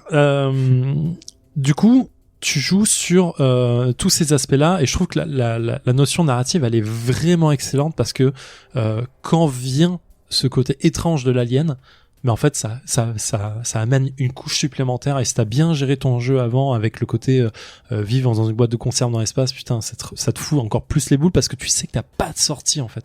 Tu n'as pas de sortie quand t'es dans une boîte de conserve qui flotte dans le vide, t'es enfermé et en fait la chose te trouve tout le temps en fait. Et c'est génial. Donc voilà. Qu'est-ce que, en termes de mécanique de jeu, comment le jeu apporte des choses supplémentaires? Parce qu'en fait, finalement, c'est qu'un jet de dés, hein, Jordan. On jette un dé, on sait qu'on a gagné, et puis voilà. En termes de jeu de jet de dés, le jeu se base sur 4 caractéristiques et 12 compétences. Le concept de caractéristiques compétences, j'y reviens quand même parce que c'est pas forcément clair pour tout le monde. Les caractéristiques d'un joueur, d'un personnage, c'est ce qui est inné chez lui, c'est-à-dire que je nais naturellement avec une intelligence, une force qui est mienne, une vitalité qui est la mienne, tu vois, une énergie qui m'est propre. Pardon ? Une agilité, une dextérité, tout ça, un charisme que tu peux apprendre à développer, mais de base, c'est le tien. Tu vois, tu es né comme ça, en fait. C'est ce qui te définit génétiquement par les choses. Ça, c'est les caractéristiques. Ça va être la force, l'agilité, ton wit, W-I-T-S, c'est pas l'observation, c'est ton intelligence, ton affinité, je crois. Enfin, ta sagesse, non ? Ouais, c'est un peu ça. J'ai plus le terme exact. Et tu en as un dernier dont j'ai oublié, mais c'est pas grave. Ouais, c'est pas grave. Et donc t'as ça, et dépendent de chaque caractéristique des compétences, et les compétences c'est ce que tu apprends. C'est-à-dire qu'aujourd'hui, je sais pas faire du kung-fu, mais en fait je peux aller prendre des cours, et au bout de 10 ans je serai un maître, donc du coup, non, j'exagère, mais du coup les compétences c'est ce que tu apprends, et il y a 3 compétences dans chaque qui dépendent de chaque caractéristique. Grosso modo, la force, ça va être soulever des trucs forts parce que je suis haltérophile, ou l'agilité ça va être à savoir jongler parce que je peux apprendre à le faire, et ainsi de suite. Et ça définit tout le jeu. Comment ça se passe en termes d'action, c'est-à-dire que je veux faire une action qui doit être résolue de façon aléatoire, savoir si j'arrive à accrocher une serrure, je prends toujours cet exemple, mais comment ça se passe? En fait, je vais prendre mon pool d'agilité, ma caractéristique d'agilité qui va de 1 à un certain nombre, j'ai vu le nombre en tête, je crois que c'est 5, et je vais prendre une caractéristique qui s'en rapproche le plus, et je vais ajouter ces 2 scores. Ça va me donner un chiffre, imaginons 6, 3 et 3, je prends 6 dés, et je les lance. Je prends des dés qui ont 6 faces, qu'on appelle des D6, qui ont une phase normale, 1, 2, 3, 4, 5, 6, et je lance tout ça, ce pool de dés. Je réussis mon action, le jeu décide que je réussis mon action si, dans ce pool de dés, apparaît au moins un 6. Facile. T'as un joli tableau dans le jeu de rôle qui te dit, voilà, tu lances les dés, t'as une probabilité de temps de faire un 6 et ainsi de suite. Qu'est-ce qui se passe si j'y arrive pas? En fait, le jeu m'offre une seconde chance qui est de pousser son jet en français, c'est-à-dire de reprendre tous ces dés et de les relancer. Si je fais ça, je vais intégrer dans le jeu une deuxième caractéristique, une mécanique de jeu supplémentaire qui s'appelle la notion de stress. La notion de stress, on l'a sur sa fiche de personnage joueur, c'est des petites cases à cocher. Quand je pousse mon jet, c'est-à-dire que je vois que j'ai foiré un truc, je vais essayer de quand même de réussir et de retester vite fait. En fait, je commence à stresser parce que la situation est stressante de base. Quand tu foires quelque chose, tu commences à stresser, c'est naturel. Et donc en fait, le jeu inclut ça. Donc tu coches ton petit truc de stress. Seulement les règles disent qu'à chaque fois que tu lances tes dés, tu lances tous les dés de ta compétence et ta caractéristique plus un nombre égal de dés égal à ton nombre de points de stress. Et donc tu vas prendre un dé d'une couleur différente, sachant que tu lances que des dés noirs par exemple, tu vas lancer un dé blanc. Et tu vas le lancer avec, c'est un dé supplémentaire qui va apparaître dans ton pool de dés, donc parce que comme tu stresses, en fait tu t'appliques plus à la tâche, donc tu as plus de chances de réussir, c'est logique. Mais tu lances. Et si ce dé fait un 6, ce dé blanc de stress, c'est cool, c'est réussi. Mais s'il fait un 1, là tu commences à paniquer. Tu peux réussir ton action, mais en fait tu commences à paniquer quand tu relâches la pression, tu paniques. il y a un joli tableau avec comment ça se passe et tout, c'est sympa. Et en fait, tout le cœur du jeu est là-dedans, en fait. C'est-à-dire que à chaque fois que tu vas prendre un point de stress pour X ou Y raison, quelqu'un t'a gueulé dessus, tu commences à te battre, la situation est stressante, t'as entendu un cri, quelque chose ne fonctionne pas, il y a eu une explosion, tout n'importe quoi. Tu vas augmenter le stress de tes joueurs, et à chaque fois qu'ils vont faire une action, ils vont augmenter du coup leur pool de dés avec ces dés blancs de stress, mais ils ont plus de chances de réussir, mais ils ont aussi plus de chances de foirer des choses et de paniquer. Et la panique, t'as un joli tableau très long qui va de, tu deviens catatonique pendant 1 des 10 minutes, enfin, pas 1 des 10, c'est un round, une action ou 1 heure, en fait tu pètes un câble et tu vas aller attaquer la première chose que tu vois jusqu'à ce qu'elle tombe par terre, ce qui peut être tout et n'importe quoi, genre un alien. Et du coup toute la mécanique du jeu elle est vraiment basée là-dessus, c'est-à-dire que tes joueurs jouant leur rôle, hein, je rappelle, c'est des ouvriers de l'espace les gars, mais en fait ça peut te donner des situations qui sont absolument géniales. Ça c'est un gros pan des règles. Le deuxième pan de règle qui est super intéressant là-dedans, et ça revient à ce que tu disais, en disant ok, jouer je sais plus qui est tous toi qui le disais, c'est jouer un cadre de la compagnie Weyland-Yutani dans une boîte à conserve où tout le monde te déteste parce qu'en fait t'es en train de créer de la précarité dans l'espace. Et ben en fait tu peux le faire parce que ils ont ce système inclus ce système d'agenda. Je l'ai testé j'ai fait 2 parties uniquement dans mode cinématique, mais grosso modo, comment ça se passe? Quand tu crées ton scénario, ou dans le scénario de base que tu peux faire avec Chariot of God, tu as les agendas pour chaque joueur. C'est-à-dire que chaque personne autour de la table est prédéfinie par l'agenda qui est créé par le maître du jeu. Ça va être un agenda en 3 actes, parce que le jeu se joue toujours en 3 actes. Le premier acte qui est grosso modo la façon comment ça se passe à bord, qui se finit sur un truc un peu climax. Le deuxième acte qui dit ok que ça commence à être la merde, et le troisième qui dit ok là c'est la survie, quoi qu'il arrive. Grosso modo c'est un peu ça. Et donc à chaque acte, tu vas donner une partie de l'agenda à la personne, et en fait ça va complètement aller dans le sens du joueur, c'est-à-dire si tu joues le pilote du vaisseau qui ramène le vaisseau avec le minerai vers la station spatiale, en fait lui son but dans la vie c'est simple, c'est qu'il veut acheter ce vaisseau appartient à une compagnie, mais en fait il veut se faire assez de thunes pour pouvoir l'acheter et pour être libre, parce qu'en fait quand il aura son propre vaisseau il pourra faire ses propres contrats, et la compagnie elle va pas lui taxer 50% sur ses contrats parce que c'est son vaisseau. Tu vois l'idée? Donc en fait tout part de là, et en fait tu vas lui donner son agenda acte 1, c'est putain c'est bon, on va ramener une minerai, c'est cool, je vais me faire de la thune, s'il y a moyen de gratter un truc je le ferai, et le joueur va le jouer dans ce sens là en fait, parce que tu lui donnes un axe de jeu. Et quand ça commence à partir en couille, t'as un deuxième axe qui arrive et qui te dit ok, en fait je m'en fous des autres, tout ce que je veux c'est que le vaisseau survive, parce que ce vaisseau c'est ma vie, donc sans ça c'est mort, je m'en fous de savoir si les autres survivent tant que mon vaisseau est en vie. Et en fait ça lui donne un deuxième axe de jeu, et le troisième ça va être je sais pas n'importe quoi, ok en fait ça pue du cul, je veux juste m'en sortir quoi qu'il arrive, et en fait ça va donner ce troisième axe.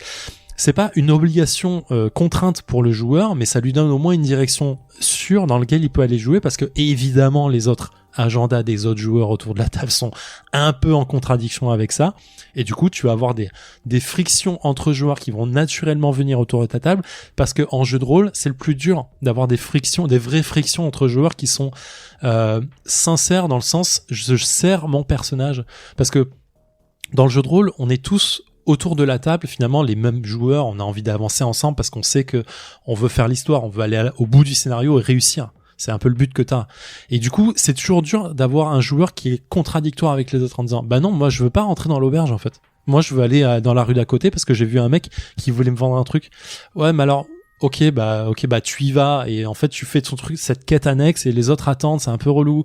Et donc du coup, trouver une contradiction où si t'as des joueurs qui sont dans le donjon, au final, il faut lancer l'incantation pour pouvoir sauver le monde, t'as un mec qui dit bah non, j'ai pas envie qu'on le fasse, donc je me mets devant et en fait je déchire le bouquin. Et en fait c'est cool en vrai, ça apporte une scénario, ça apporte une scène de jeu différente, mais ça nique un peu le jeu finalement. Non, je sais pas, tu es d'accord avec moi? Je suis d'accord. Ouais. Et donc du coup là, le jeu prévoit tout ça dans le sens, en fait tu vas croiser les agendas volontairement pour dire, en fait le mec de la compagnie, il était au courant que ce vaisseau allait arriver sur votre route, donc en fait il fait en sorte que ça arrive, il fait en sorte d'arriver au bon moment dans le vaisseau pour pouvoir déclencher un truc, pour pouvoir déclencher en fait tout ça c'est prévu.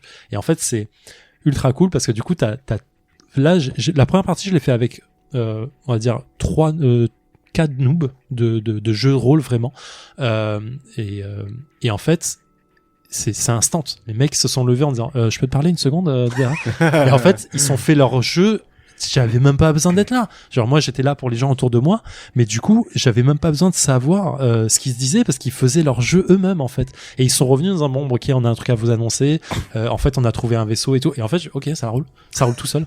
Et en fait quand les frictions sont arrivées vraiment posées sur la table, putain ça a donné des petites scènes de jeu qui ont pas duré des heures, mais putain c'est cool. Les mecs ils disaient ok en fait j'essaie de manipuler machin.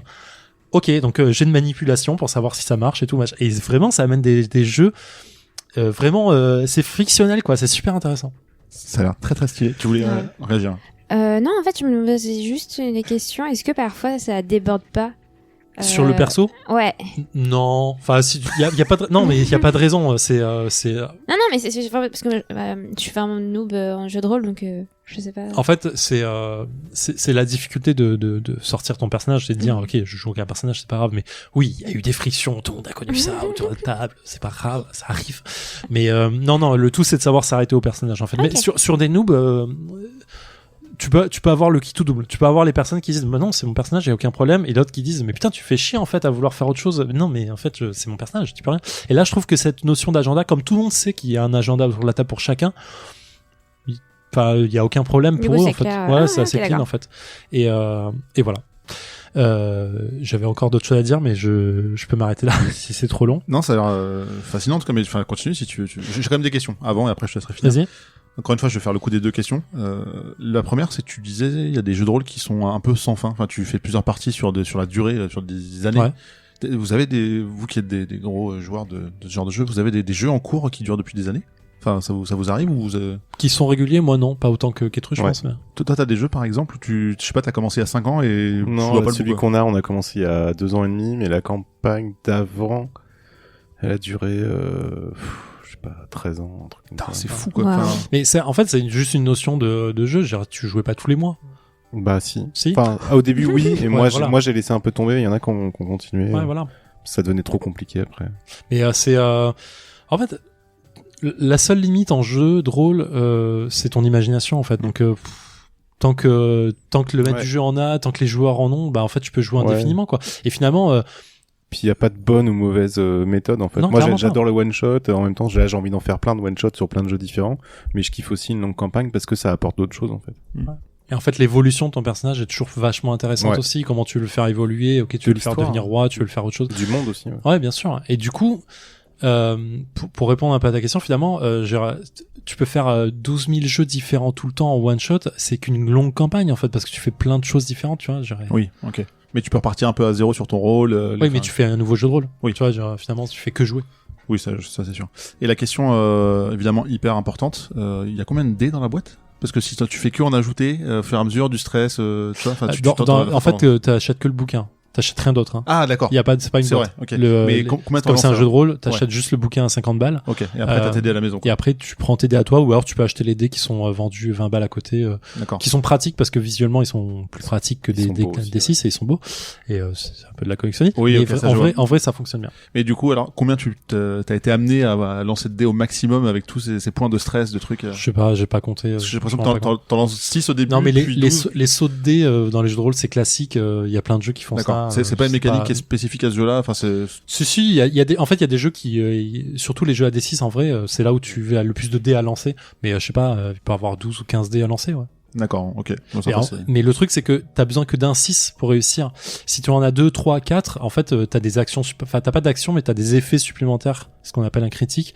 C'est-à-dire que tu vas avoir, le truc, si c'est un combat, bah ok, mon deuxième, troisième 6 supplémentaires, bah il fait des dégâts supplémentaires. Si je suis pas en train de crocher la serrure, c'est bah en fait ce genre de serrure, j'aurais plus jamais à lancer un jet de dés parce que je sais comment la craquer. C'est des actions un peu imaginées qu'il faut amener, qui amènent le contexte en fait. Ok. On va conclure parce que c'est vrai que la chronique était un petit peu longue, mais juste pour finir, j'ai l'impression que c'est encore un Gloomhaven. C'est un jeu qui est pas dispo. Tu vends du rêve, mais on peut pas l'acheter facilement. Si, il est dispo. Si, il est dispo en anglais. Il est dispo en anglais. Ah, en anglais, d'accord. Ouais, il est pas dur à lire en vrai. Et la VF arrive là dans 3 mois quoi. 3-4 d'accord. mois. Donc c'est ça défonce. Ça défonce. Tu vas l'acheter en français, Cotrus? Mais de ouf, attends. Moi, franchement, Alien, l'édition, elle est ouf. Elle est superbe. Elle est Alien, vraiment superbe. Ouais, c'est un vrai plaisir à lire quoi. Alien, c'est 79 quoi. Ouais. Tu vois. Je suis né en 79. Ah ouais, on peut pas comprendre, on n'a pas la même. Non, mais c'est juste ma licence préférée en fait. D'accord. Si je devais en choisir qu'une seule, tu vois, et garder juste les films Alien, d'une série, la licence, je prendrais Alien. Ah, c'est chaud quand même. C'est chaud comme choix. C'est chaud quand même. Voilà. Et les bouquins aussi, et les BD. Les comics, il y a un très bon. Et je finis juste sur ça parce que du coup j'ai beaucoup parlé du jeu, mais j'ai pas parlé de l'alien en soi. C'est vrai. Dans le jeu, dans le bouquin de base, il y a 2 aliens qui sont présentés. Il y a le plus classique, mais aussi il y a le néomorphe, qui est un peu un mix entre la fin d'Alien 4 et autre chose, qui est bizarre, mais qui est assez sympa. Mais surtout, il y a toutes les descriptions de l'alien du base. C'est-à-dire le facehugger, le chestburster et tout ce qu'il y a, tu sais, les tailles, ses attaques spécifiques, comment ils évoluent de soldats à Praetorian à Rennes et tout. Enfin, c'est trop stylé. Et voilà. Et du coup, la question pour conclure, qu'est-ce que tu attends pour organiser une session entre nous, membres du Contrecast? Mec, te faire jouer à ce jeu de rôle. Ouais. Non mais Jordan, c'est un objectif de vie. Ouais. Ah ouais, c'est carrément. quasi. Ouais, J'ai rien contre, c'est juste que non, mais j'ai déjà fait jouer en plus. on a déjà fait un jeu il y a Oui, très on a longtemps. joué à Vermine. Alors je me souviens pas du jeu, Je mais m'en souviens de ouf. j'ai fait Ouais. qu'une partie et c'est pas fini. Et c'est vrai, du coup, moi j'ai une partie en cours depuis 12 ans. Donc une campagne. Ah bah voilà. Voilà, c'est bon. on a juste Là. fait une partie quoi. Très bien. Merci beaucoup Zef de nous avoir parlé de Alien The Role Playing Game. On est en 2020 et du coup il va être temps de parler de nos nouveaux défis après ce petit jingle que vous connaissez.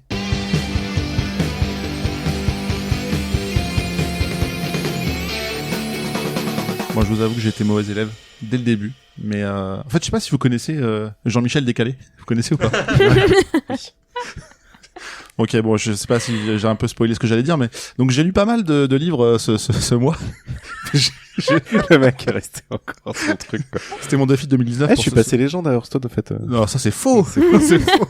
Non, j'ai vraiment lu des livres et je les ai même notés pour le prouver, mais bref. J'ai lu Fornica de Fab Caro. Je sais pas si vous connaissez Fab Caro, qui est très très bien. Oui, C'est du livre un peu noir, très drôle. J'ai pas le texte précis sous les yeux, mais je me souviens d'une scène où en fait c'est une espèce de repas de famille et il y a un gamin qui meurt dans le repas, donc ça choque personne. Enfin, il continue à vivre. Et un peu plus tard, ou je sais plus si c'est une fille ou un garçon, bref. Il y a une fille qui dit j'ai envie de faire ça et la mère dit mais va jouer avec ton frère et elle dit non mais il est mort. Ah oui c'est vrai. C'est trop bien. Voilà, ça m'a fait beaucoup rire. Mais c'est quoi le rapport avec les défis du mois dernier? Là c'est le défi de l'an dernier. Je me suis trompé en fait en écrivant mon compte. Ah tiens, pour le coup j'ai commencé Calvin et Hobbes. Ah c'est bien, C'est vachement sa défense. bien. J'ai vu trop ça, bien. ouais, Ça c'est défonce, super cool. voilà. Je finis ma petite liste et après je vous laisserai intervenir sur vos défis, mais j'ai lu Le Seuil de Fanny Vella qui est un Kickstarter. En fait, je l'ai lu parce que j'ai trouvé ça joli, mais l'histoire elle est pas ouf. Donc je vous recommande pas, mais en tout cas je l'ai lu, c'est sympa. Et La Brigade des Cauchemars, tome 1. Et j'ai commencé le tome 2 et j'étais trop fatigué, donc j'étais dans mes rêves plutôt que mes cauchemars. Alors Mais c'est plutôt bien. J'étais un peu déçu par le... c'est un peu fort ce que je dis, mais c'est très court en fait. Ça se lit hyper vite. Ah bah oui, c'est de la BD. La BD européenne, franco-belge, j'étais voilà, c'est ça. toujours déçu de la 47 pages, 42 Ah, pages. c'est à ça. chaque fois, En fait, tu tournes, tu fais... Ah ok, c'est Ah fini. bah Et ok, mais bon du coup j'ai commencé le tome 2 mais j'étais très fatigué donc Le tome 4 et 5 sont dans les tuyaux. Ah super. Mais en tout cas ouais c'est ça me plaît bien. Ça me plaît bien donc ouais, aucun rapport avec mon défi de l'année, on est d'accord. Donc je le garde bien au chaud. J'ai réfléchi donc on va dire que je suis à 10% du défi. Ah tu as pas fait encore? Ah, pas du tout. Non, mais je reviendrai vers vous Je te juge. pour ça. Juge-moi et surtout garde la parole pour parler du tien. Bam. C'était quoi déjà? Alors je devais créer une géocache. Alors, ouais. Je vais le faire au nom du Contrecast là machin. Bon j'avais expliqué que c'était difficile parce que tu peux pas faire une géocache truc. Ouais. Alors, je vais laisser Jordan lire 2 choses et je sais pas s'il les dira à l'écran, mais je vais expliquer d'autres choses à la fois en même temps. Du coup, je l'ai créé, je l'ai posée Ouais. et du coup, j'ai eu le temps de la poser, mais elle doit être validée par un reviewer et donc du coup, elle a pas été encore validée, mais ça devrait arriver sous peu. Donc voilà, Jordan peut attester en lisant mon téléphone qu'elle est posée et Alors. qu'elle est posée là où le Contrecast est. Exactement, puisqu'il faut savoir que le Contrecast, on est au 16e épisode plus 1 avec le pilote, et que j'habite dans la rue Édouard Manet. Et là, je vois que c'est Édouard Manet, blablabla. Donc, Voilà. il y a un rapport avec la création du Contrecast. Effectivement, donc voilà. Et cool. la géocache s'appellera la mauvaise manie. Tu l'as ou pas? Et voilà. Ouais. Et donc elle est posée rue Édouard Manet et quand elle sera validée, voilà. Ah, intéressant, très intéressant. Donc, on peut dire que c'est brillamment réussi. Ouais, je l'ai posée en arrivant. Ce soir. Tac, ça Ah, d'où les 90% que tu nous écris. Oui, bah oui, il manquait les déposer. Ça s'était bloqué. Ok, très bien. Excellent. Ok, et donc toi, Quetrus, bah on peut Oui, déjà bah, dire j'ai un peu. Voilà, hein. J'ai fait une Anya, donc bon, tout ça. Voilà, déjà, mais c'est bien. Et du coup, Ellie n'avait pas encore de défi. Mais en fait, on peut peut-être essayer de... dis-nous... Ouais, on va retravailler un peu la formule, parce que là, on a tous lancé un défi, et c'est vrai que ça peut être un peu contraignant d'en avoir un par mois, et puis moi, j'ai encore le mien à faire, et puis il y a aussi Anya qui a le sien en cours. Je pense qu'elle a avancé. Je crois qu'on lui a donné des recommandations, donc c'est très bien. Toi, t'en as pas encore. Oui. On a un petit peu discuté avant cet enregistrement. Oui. Je crois savoir que tu t'es fait une petite vague d'achat de jeux. Oui, sur le shop, Nintendo Shop, parce qu'il y a plein de jeux indés qui étaient à prix très abordable.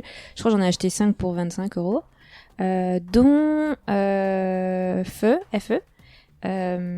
Les Soldats Inconnus, All Man Journée, Sticky to the Man et Flipping Death. Il y en a 4 qui sont très bien. Il y en a un qui est excellent d'ailleurs. Soldat Inconnu, je crois que Zef, tu l'avais kiffé. Ouais, je crois que j'ai chialé dedans. Mais... Ouais, pareil. Enfin, alors, parce que moi, je suis au moment où je pilote un chien. Enfin, je pilote. Je pilote un chien. Non, mais du coup, je dirige un chien. Alors déjà que j'ai un dogo à la maison, donc vous dire que je suis encore plus attachée à l'histoire. Donc j'imagine que si t'es à chialer, c'est que...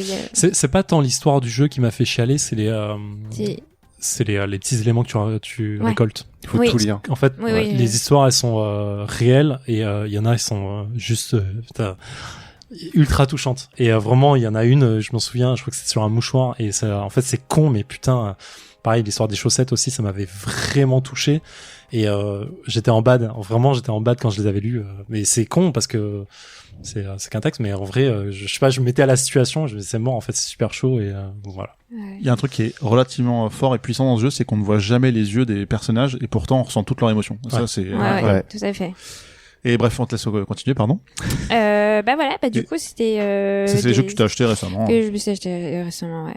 Est-ce qu'on te donnerait pas un petit défi du genre, même si t'es pas là au prochain enregistrement, t'essaies de tous les terminer avant, et tu nous dis ce que c'est, et tu nous donneras un défi qu'on révélera que tu sois là ou pas. Deal. Ok, et on va se faire ça, si ça vous va.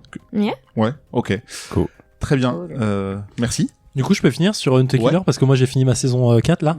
Alors ouais, mais là t'es déjà en 2023 du coup. Non, du coup parce que j'ai pas fini, je l'ai fini là. Et en fait, c'est juste pour dire la saison 4 qui commençait super bien, finit super mal. Ouais, c'est un peu nul à la fin et j'étais un peu déçu. Voilà. Ah merde. Ok.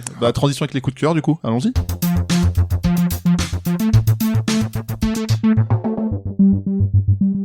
On va commencer par toi, Queutrus. Est-ce que tu as un petit gros coup de cœur de ces derniers moments que tu as vécu, lu?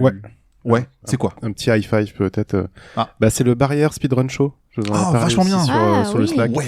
Et donc en fait c'est un gros événement, peut-être un des premiers gros événements de speedrun en fait qui a été organisé en France.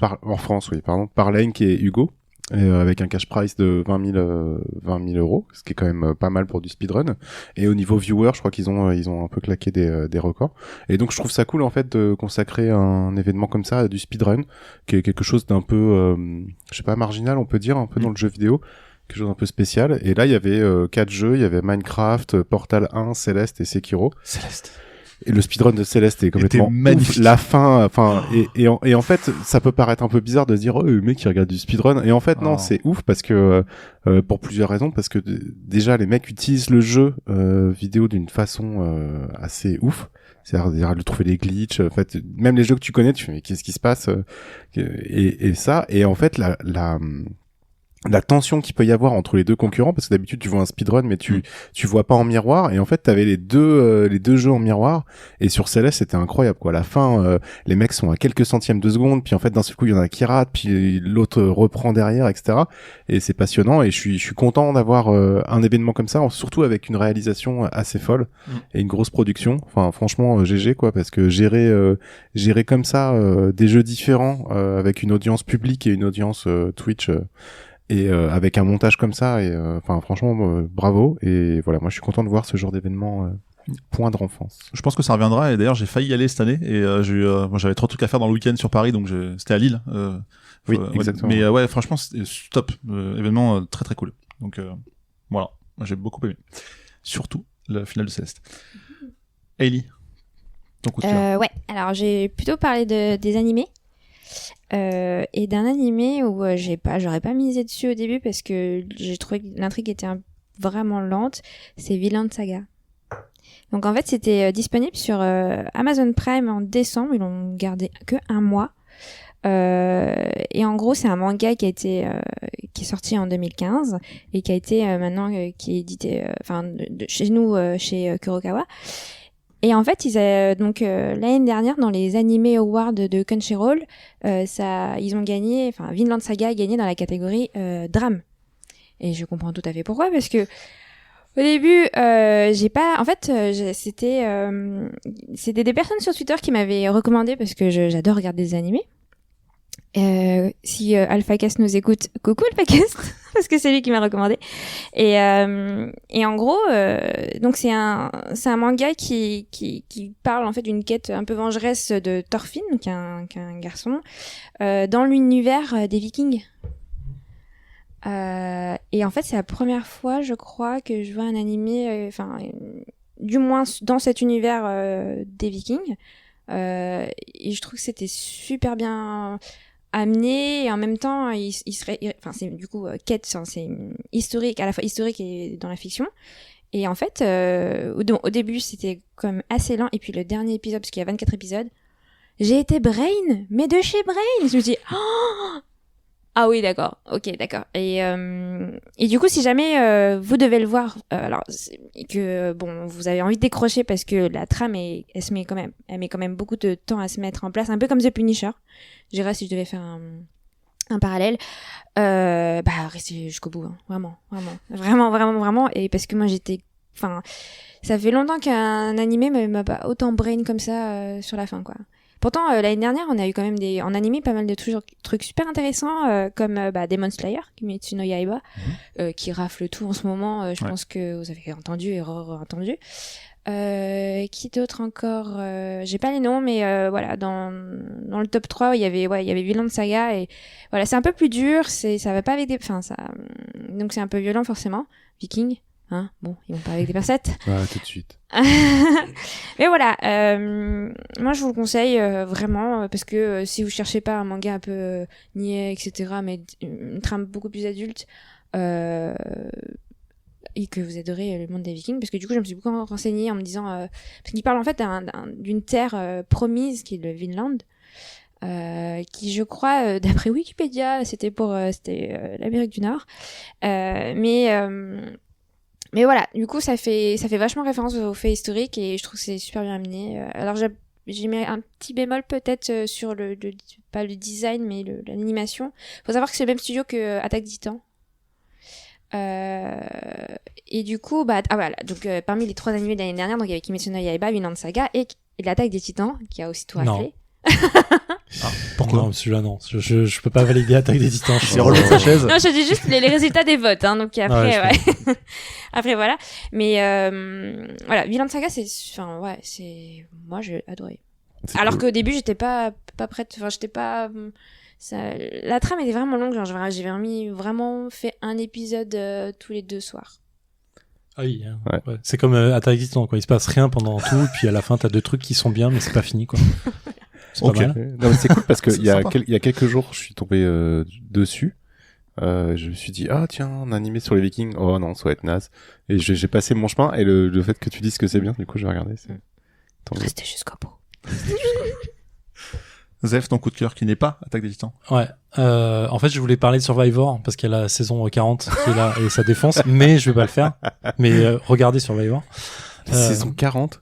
Ouais, saison 40. Ils font 2 saisons par an. Ah oui, donc, c'est ça. Ça fait 20 ans. Putain. C'est-à-dire que t'as des mecs qui ont 8 ans et qui ont joué sur la saison 37 que je suis en train de regarder aussi. Et ils ont eu 8 ans quand ça a commencé. Ils se sont dit, je veux jouer à ce jeu. Et 20 ans après, ils y jouent. Voilà, c'est tout. Et ça, c'est défonce. C'est pareil dans Koh-Lanta, mais vas-y. Ouais. Mais sauf qu'il y en a un des deux qui est mieux que l'autre.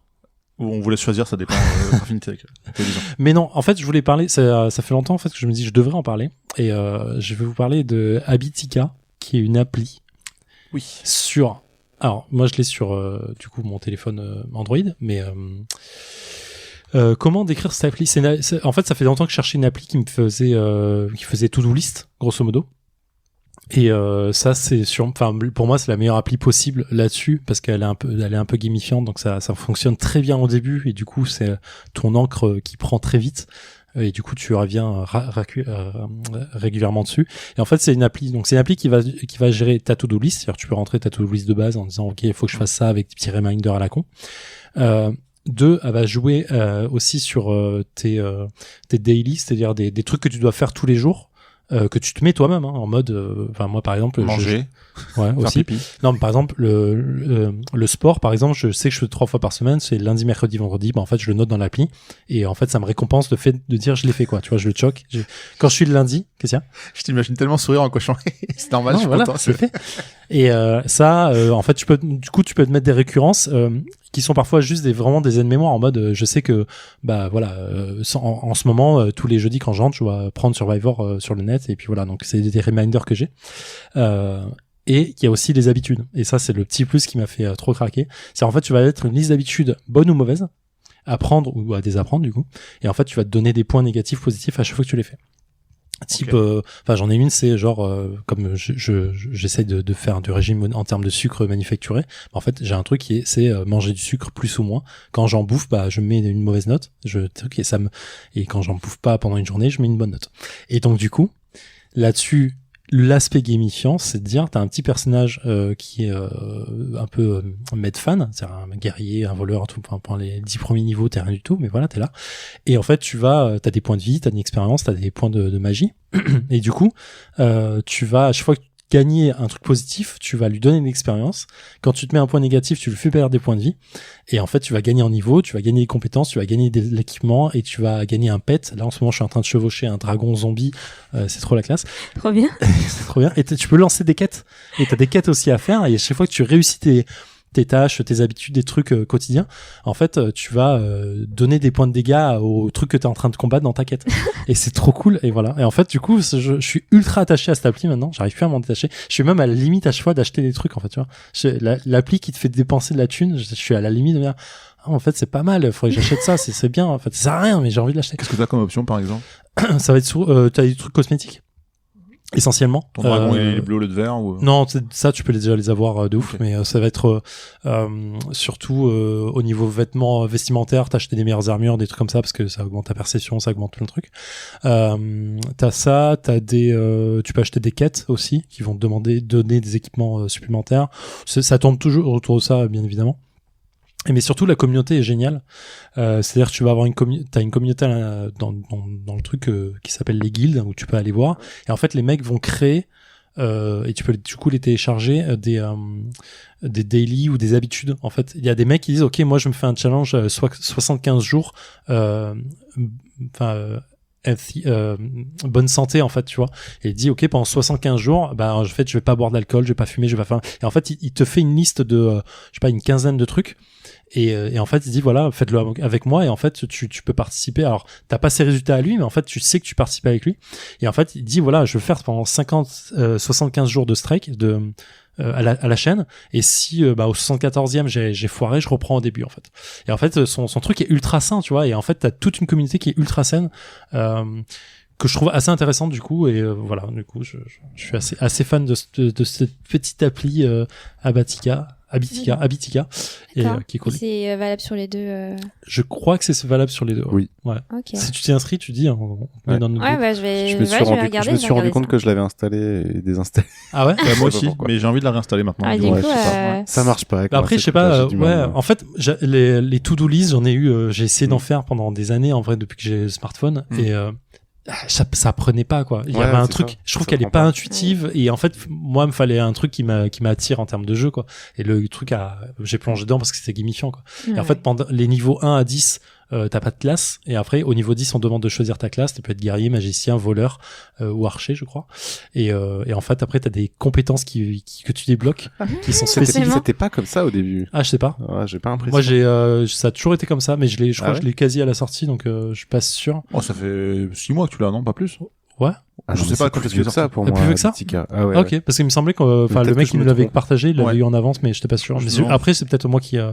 Bon, en tout cas, il y a les petits liens en bas, donc sur les différents. Mais ouais, ça défonce. Voilà. Donc c'est un peu un jeu de rôle de la to-do list, quoi. Ouais, c'est un peu ça. Ouais, mais pourquoi pas. En fait, tu me mets pour les jeux de rôle, pour plein de trucs, je me mets plein de rappels, c'est super intéressant. Et moi, ça m'aide vachement en fait dans mon quotidien maintenant. Tu vois, ils disent 2015. Ah bah tu vois, je pensais pas que c'était aussi vieux quoi. Donc j'imagine qu'il y a pas mal de mises à jour derrière. Ouais, clairement. Mais là, moi je la trouve ultra complète. Parce que moi, je l'avais pas trouvé super bien quand je l'avais testé. Et bon, teste, tu me diras. Tu me diras ce que ça fait. Ouais, j'ai fait un voleur, du coup. Vas-y, je clique. Je ferai pareil. Je clique sur le petit nuage avec la flèche. Bam. Ça télécharge. D'ailleurs, juste pour, j'ai oublié de dire, les génériques de Vinland Saga défoncent. Voilà. le petit rappel. Non, parce que c'est important les musiques. Moi, j'y accorde une certaine importance. Voilà. Je comprends. Je vais aussi vous parler d'une application pour mon coup de cœur. En fait, moi, le 6 juillet 2016, j'ai installé une appli sur mon téléphone. Et je l'ai utilisée tous les jours, à l'exception de, franchement, moins de 5 jours. Donc, quasiment tous les jours. Et je l'ai désinstallé aujourd'hui. On est le 7 mars 2020. Et c'est Pokémon Go. Et je suis en train de me sevrer un peu. Oh là là. Ouais, en fait, c'est un jeu que j'adore. J'ai vraiment très cool. Ça m'a permis de rencontrer des gens avec qui... Enfin, j'ai fait un podcast déjà dessus. Je pourrais même mettre un lien. Je fais mon auto-promo. Bref. Avec ça qui était super bien. Merci. Il était vraiment non, mais super intéressant, je trouve, le podcast. Je raconte un peu les anecdotes, enfin, nos anecdotes de chasseurs, en fait, jusqu'où on a été à cause ou grâce à ce jeu. Et ouais, en fait, je me suis rendu compte, alors, avec ce jeu-là et un autre jeu qui a un vrai gameplay, que je passais beaucoup trop de temps sur mon téléphone et je voulais l'utiliser à autre chose. Et donc là, je pars en vacances comme certains savent autour de la table et je me suis dit c'est une occasion de le désinstaller. Donc j'ai passé vraiment beaucoup de temps dessus. J'ai mis un peu d'argent, j'ai pas honte de le dire. J'ai mis 80 € en 4 ans. Ça va, c'est honnête. Franchement, pour le temps que j'ai passé, je pense que c'est largement moins d'€1 de l'heure. Ouais. Donc, mais Nexa avait un très bon argument là-dessus, je trouve. Je me souviens plus, tu peut-être. En fait, tu lui avais posé dans John Cascas avec elle, justement, est-ce que t'as mis de l'argent? Et elle avait dit, non, en fait, je leur donne déjà toutes mes données et ça vaut largement plus que je peux leur donner en euros, en fait. Certes, mais ça te permet d'avancer un peu certains trucs, mais bref. J'assume d'avoir j'ai même pas mis 100 balles dans un jeu comme ça. C'est beaucoup moins qu'Hearthstone en tout cas. Bref, j'ai désinstallé cette application et une autre. Et ouais, pour des raisons de temps. Je sais que je vais pas avoir trop l'occasion d'y jouer. Il y aura pas beaucoup de zones de pop de Pokémon là où je vais. Donc c'est un très bon prétexte et je pense que ça me manquera pas. J'espère que ça me manquera pas. Et on verra si je la réinstalle dans une semaine ou pas. Mais j'ai envie de pas la réinstaller. Pour faire autre chose à la place, lire, réussir mon défi de 2020, j'en sais rien. Enfin bref, ou jouer à des jeux. Je vais pas m'arrêter de jouer pour autant, mais...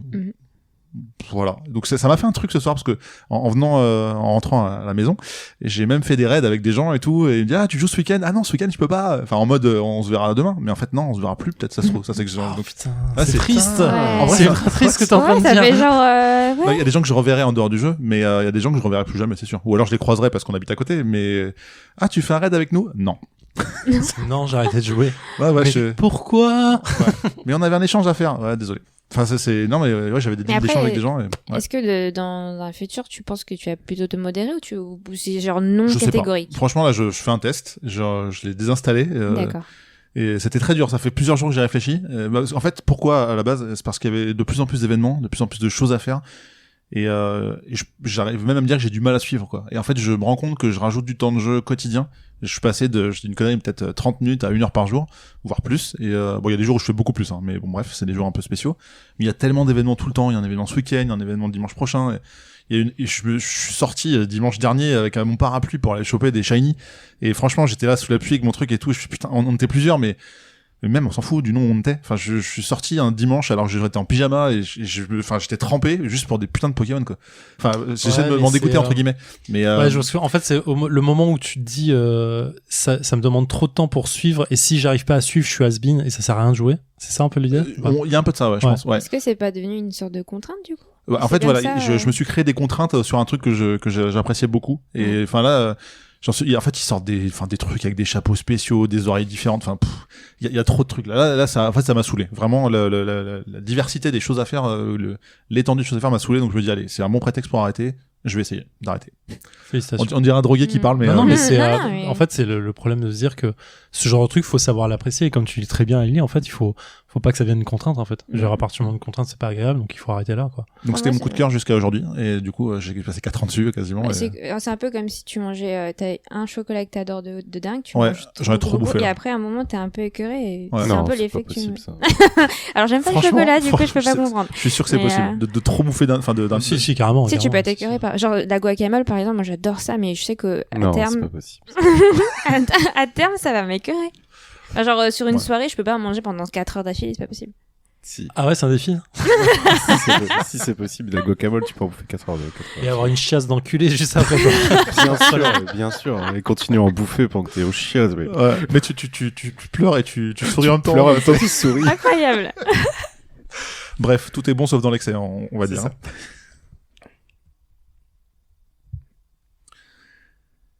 Merci encore pour vos chroniques. Pour faire un petit récap de ce qu'on s'est dit, donc Queutru, tu nous as parlé des furtifs, Ellie, tu nous as parlé d'un jeu que tu ne recommandes pas qui est The Suicide of Rachel Foster, et Zef, tu nous as parlé d'un jeu de rôle, Alien, The Role Playing Game, tout simplement.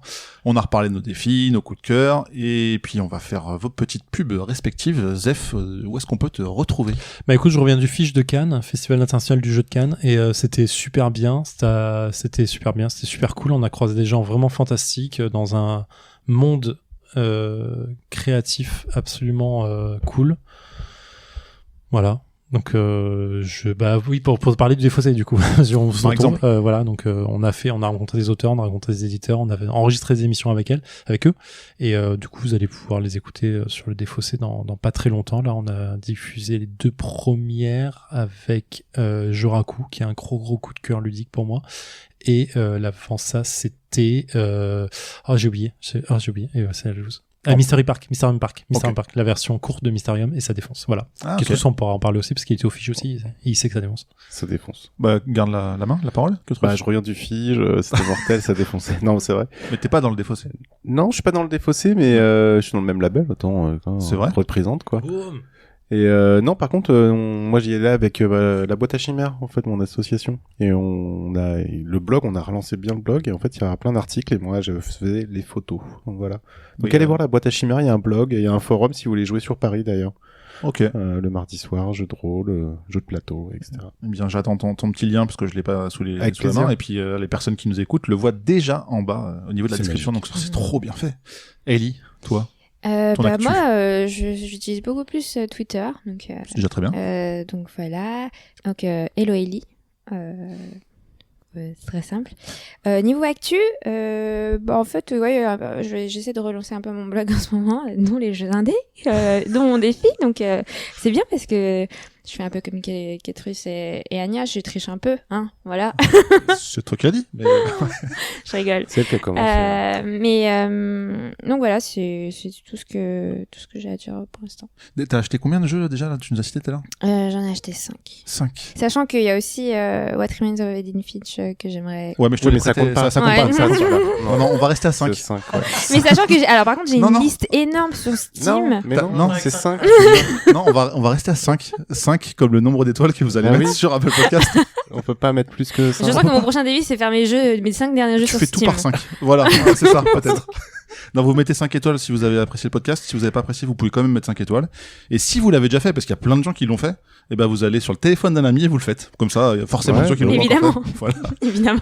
Vous abonnez, comme ça vous ratez pas les prochains épisodes, et puis on vous remercie, hein. Mais c'est leur défi, en fait. C'est votre défi. On vous lance un défi, vous auditeurs. Oui, toi qui nous écoutes, là. Ouais, je suis derrière toi. Non, bon, tu ne vois pas. C'est pas grave. Tu vas prendre ton téléphone, t'es déjà dessus, et tu mets 5 étoiles. Et sinon, même dans le métro, on s'en fout du coronavirus, tout, tu prends le téléphone. Oui, ça va être bien accueilli. ça va être bien. T'abonnes les gens à côté de toi, on s'en fout. Voilà. Bon, Zef pourra peut-être plus parler, il est caché là. Il a honte de ce que je viens de dire, je pense. Non, mais c'est marrant parce que sur tous les podcasts que je fais, j'en fais pas des milliards non plus, c'est un des podcasts que j'apprécie le plus de faire en termes de chronique. Je sais pas si je suis clair quand je dis ça ou pas. En fait, oui. c'est tellement libre en termes de passion et autour de la table que c'est super agréable en fait d'être et de parler. Voilà. Moi, c'est grâce à vous. Hein. Enfin, moi, je fais que vous faire intervenir, mais c'est pas moi qui fais les chroniques. Moi, j'en ai fait une fois, mais c'était exceptionnel. Voilà. Merci en tout cas pour ce compliment. Et puis abonnez-vous. On est partout. Hein. Spotify, Podcast Addict, Apple Podcast, Google Podcast. Je n'utilise pas, mais je suis sûr qu'on est dessus. Et puis voilà. Et puis on se retrouve le mois prochain.